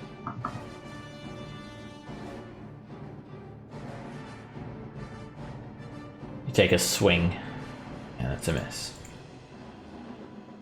And then the next owlbear just like breaks through the stone, and it lumbers up to you, and it does the same thing. Jumps at you with these heavy claws, and tears into you for 21 slashing damage. And as it rips chunks, it slams its head up towards you. Its beak misses, and it ends its turn there. You're up, Brew.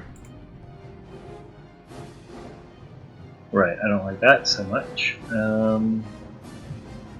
I'll smash it in the face with a shield. This will be reckless, mind you. Okay. It's a crit.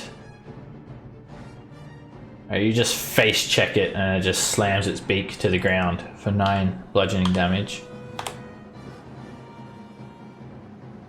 And I'm gonna grapple it as a bonus action. Okay. Oh dear. Alright, it just slams you up against the wall with terrifying strength.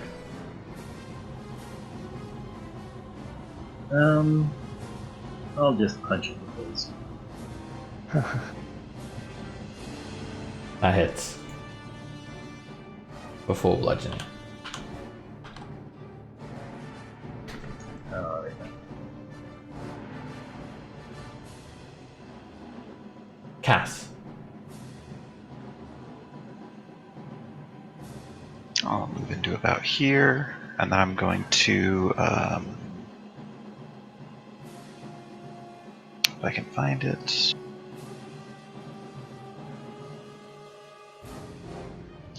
Use Hexblade's Curse on this one here. Alright, the curse goes on. And then Eldritch Blast him twice. Just give him the hex icon for Hexblade's curse. And that hits. For 5 points of damage. 5, yeah. But 11 misses.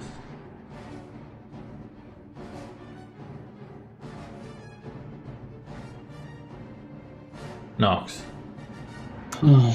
Stepping around Roland and just be like, pardon, my friend. And firebolt. That's one a round. hit. For 11 fire. And then step back and just kind of give him a quick high five. Scamp.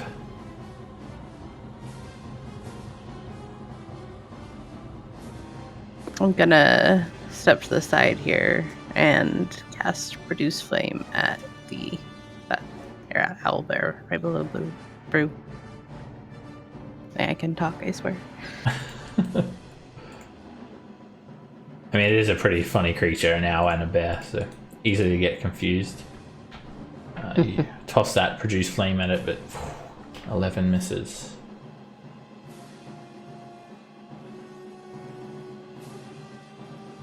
And I don't think I have anything else, so that'll be it. Rolling. Okay. The one that's right in front of Brew. There, that's Vicious working now. mockery. You are a bad bear and an even worse owl. It fails. And you swear you see a tear rolling down its eye. And I figure nobody's gonna actually want to move, but I'm gonna go ahead and do Mantle of Inspiration. So I'll play a very inspiring song on my guitar, so Brew can get some temp HP back. Yes, I think everybody else is probably full up on it still. Yep. I am not. Oh, I think you're missing some, Nox. You've only got 4. And I think Scamp's missing some too. I think everyone's missing a bit. Okay, well, everybody re-up your temp HP to 8 again. Can I tell what the reach is like on these guys? Do they have greater than I 5? actually will move. You don't think they got pretty stumpy arms or Oh, okay, so Cass will move. Okay, I was gonna pull him back. But yeah, that works.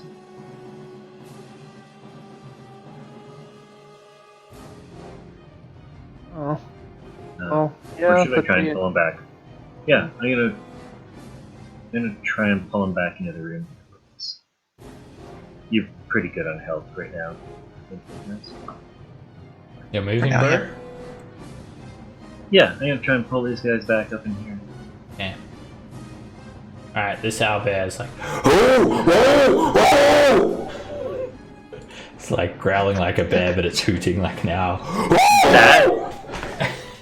That And is a crazy sound. it like has to sort of squeeze past its companion, and it's in a very compromised position here. It squeezes, so disadvantage on its attack. And this one's actually going to go for Cass at disadvantage. It tries to claw at him from the roof. And a 17 hits for 13 slashing damage. Yes. And these things are rolling. And then it Rolling sort of big. gets up on its hind legs and tries to like just bite you and eat you.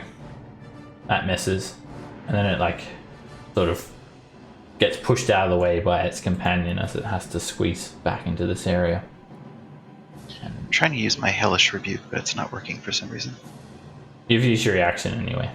You won't be able to. Maybe that's why it's not working. That would be why. Yeah, some of the spells are a bit glitched up. Alright, this owlbear. It's a bit softer. It just sounds like a normal owl. I think there's something wrong with its vocal cords. And it's going to go for Brew. First attack. A 20 hits for 17 slashing damage. Would a 19 still hit? It's a 20. Brew's reckless. Oh, okay. And then it does its beak attack with advantage on Brew. And it just bites into you. And these things look like they're hungry. And they look like they're just going to eat you, Brew. Well, there's plenty there to chew on. Yeah, you guys think this thing's going to keep attacking Brew even when he's unconscious. Brew, make me a death saving throw.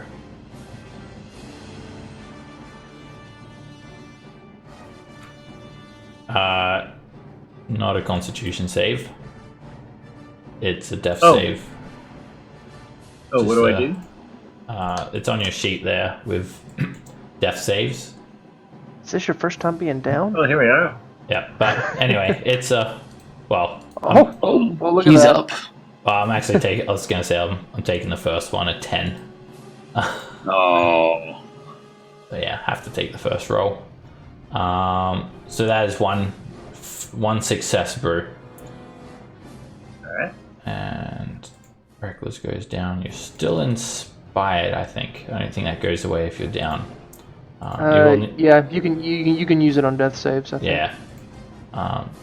So you need to readjust your hit points to 0 there, bro. Oh, yeah. And the owlbear, this one actually like doesn't move back. It's trying to. You think it's gonna like grab Brew and drag him away now? Cass. Alright, I apologize for this, guys, but casting darkness.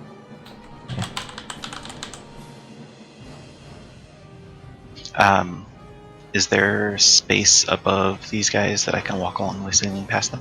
No, the ceiling is 10 feet high. These things take up 4 squares. Okay, well I'm gonna holler for you guys to get Brew out of there, and then I'm going to The darkness should be concentration as well. Oh, did it give you concentration? Oh yeah, it does. I don't know. I didn't see your token, never. Okay. Just ignore what I said then. Is this the one that I have cursed? So wait, you're Not that it matters. quickening booming blade, did you say? Not quickening, no. Darkness is an action. You're right, you can ignore that. Just as well. With that horrible You got the roll. natural ones out of the way.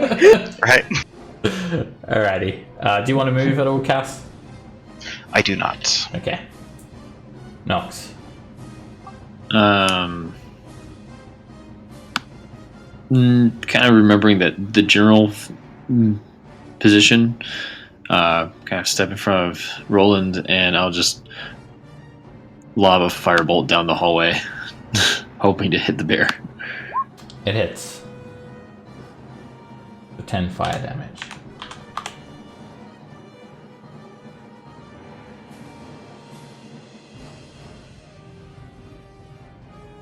Scamp.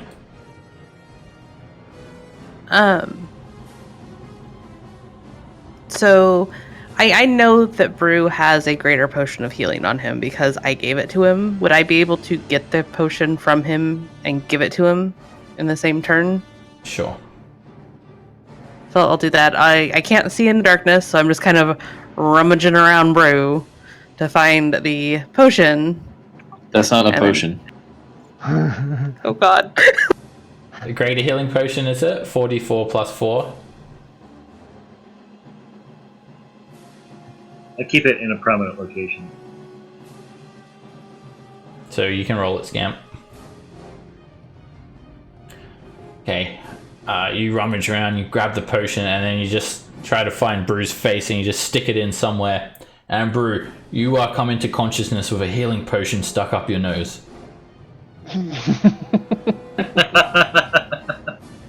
That'll do. Wakey And you appear to wakey. be blind. Yeah, and you're pretty sure you're dead. Everything's black around you. Oh, Scamp, you're an angel. He must have hit you pretty hard. Different accent every time you wake up. Roland.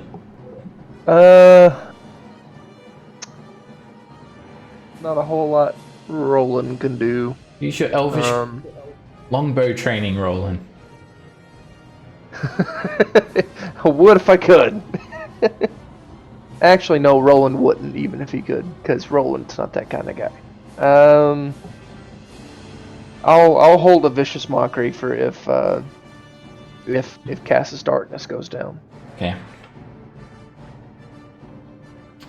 Alrighty. This owlbear is... They're like sort of territorial creatures. They don't mess with each other's food. So this one's going to go for Cass on the roof at disadvantage. Starts blindly swinging around where you are. And Jesus. it hits for 12 piercing damage with an 18. This time I'll go ahead and use the Hellish Rebuke. Okay.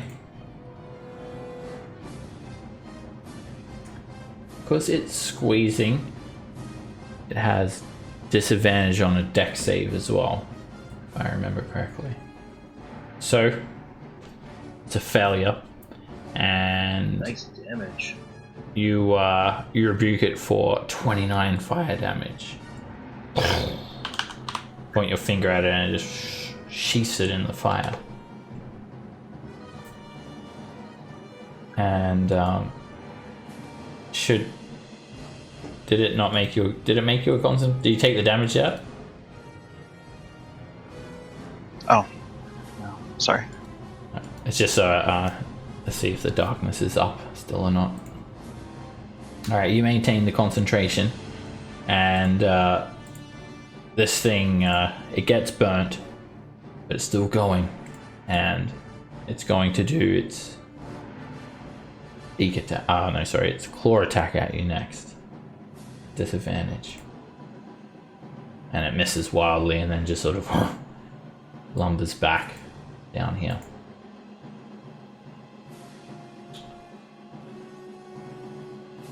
This owlbear, it tries to like just basically grab you and drag you away, Brew, and sort of realizes that you're still squirming around down there.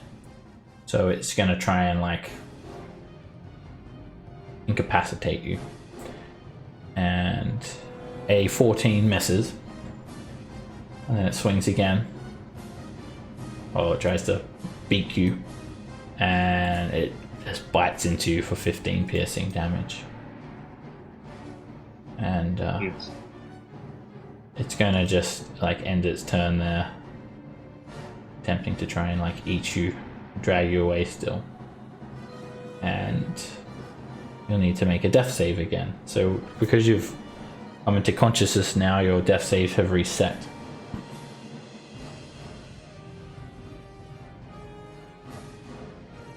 And that's a success.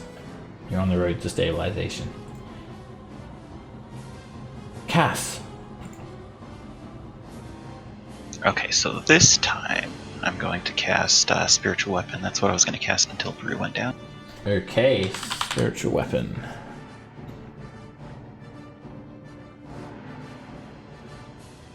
What is going on here?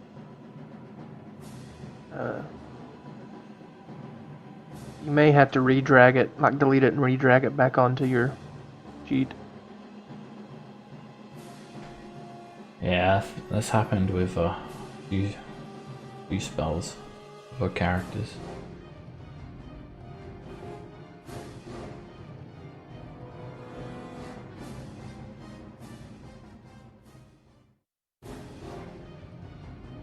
That's better. A 20 hits.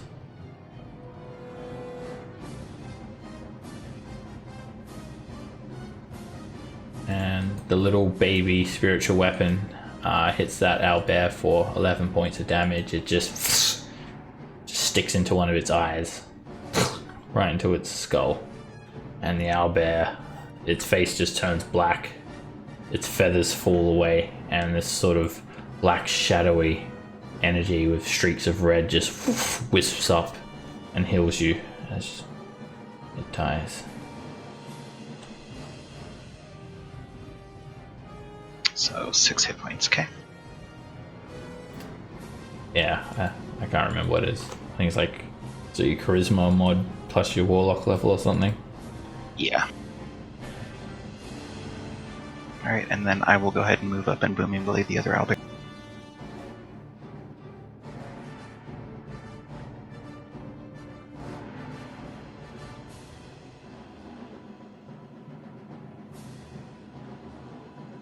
A 19 hits. For no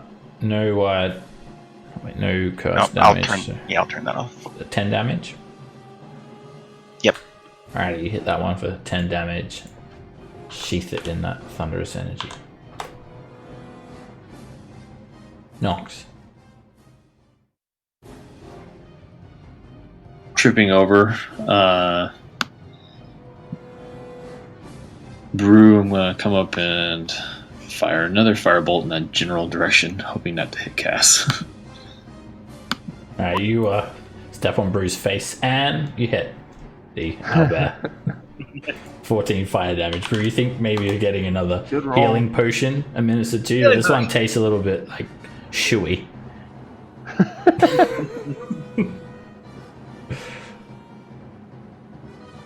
Scamp.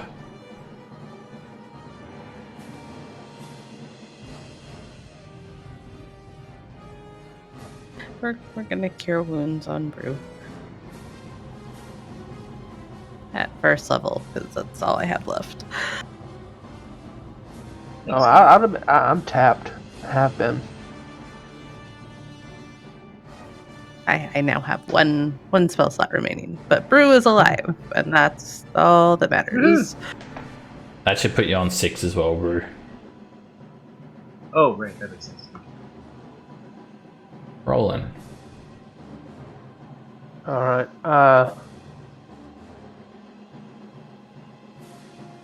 Bardic Inspiration only requires them to hear, correct? Yeah.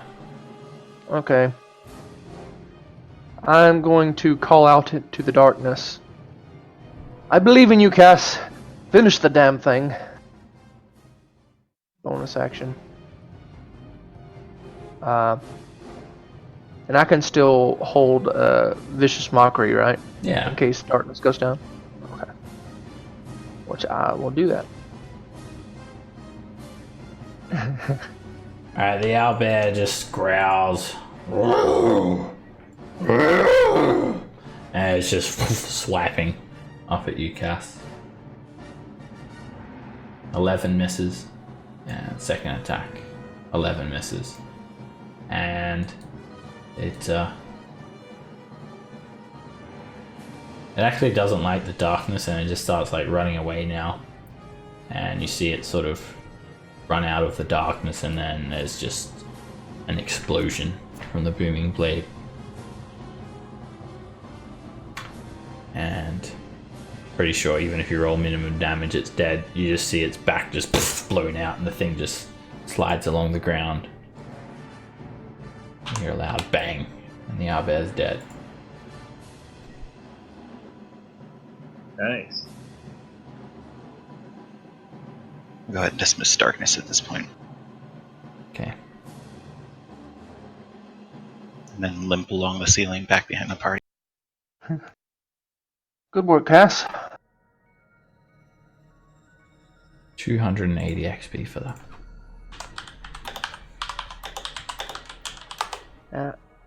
I swear, I try to be conservative with spells, but then I end up just not having any left for a few encounters. It's partially because you also don't have any kind of attack, cantrip, or item. This is true. You should get a harp Roland, and then you can like use that as a bow. Sorry, I didn't catch that. I was plugging my mic in. Get a harp, and then you can use it as a bow. A lot of good archer bard builds, but I don't. Roland is just. I don't picture him using weapons. That's just. Roland rolls in with a Pacifist. guitar case like Desperado. You need to start seducing these owlbears. Alrighty. So this So, room. Yeah. I was gonna say I would like to collect a couple of owlbear feathers. All right. You get some owlbear down, and if you try really hard, it might even raise someone from the dead, but probably not. Final Fantasy reference. Okay. So yeah, you can pluck up a heap of feathers fairly easily. Now, this place, as I mentioned, it's ancient, truly ancient. Like you can just see it, far ancient than any part of the dungeon you've been in so far. And you see a heap of broken sarcophaguses lining the floor. Most of them are just piles of stone at this stage. Looks like it was some sort of crypt. And they're what's left of the sarcophaguses, they're pretty like detailed as well. Very elegant in the way they're carved. It doesn't really match the same sort of dwarven architecture that you've witnessed so far.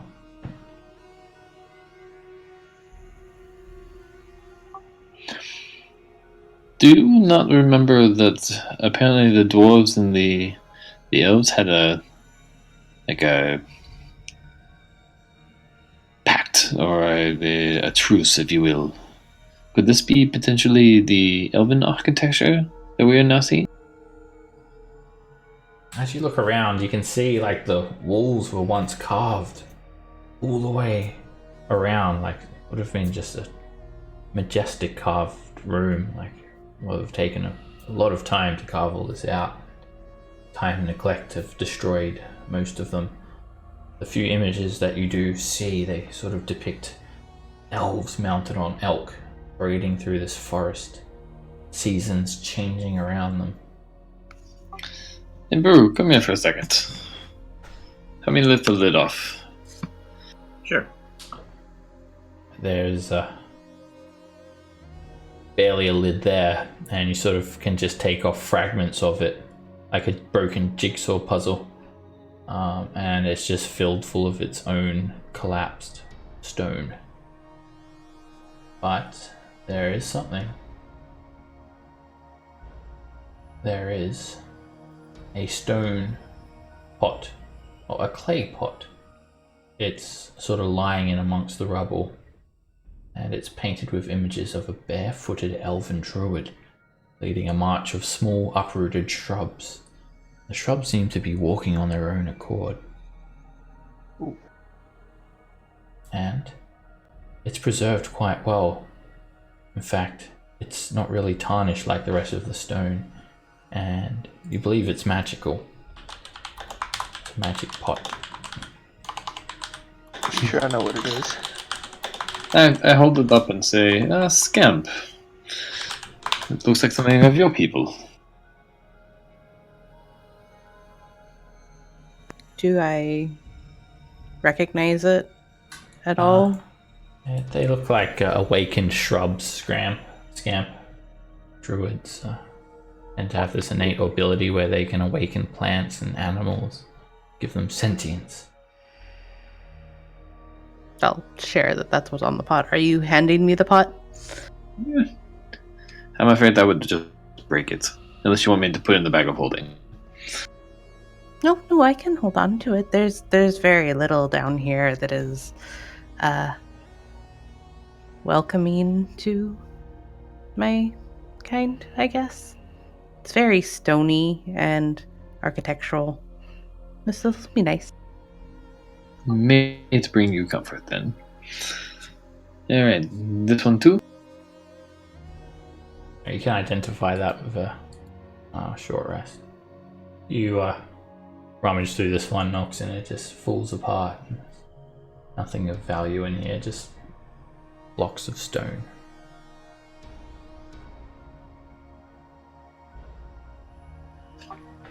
And in here... This room has some ancient, broken furnishings. There is just wood, like a table that's crumbling and mouldering, ceramic shards scattered along the grounds. And you see vicious claw marks rip through the wood. And a passage to the south. A hallway. Alright, I am wiped out, gentlemen. I have nothing left, so if we run into trouble, we're in trouble.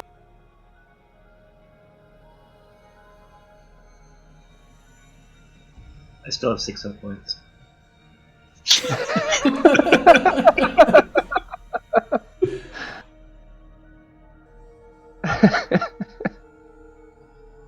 I hope we have enough magic to bring you back from the brink of death once more, Brew. Oh, well then.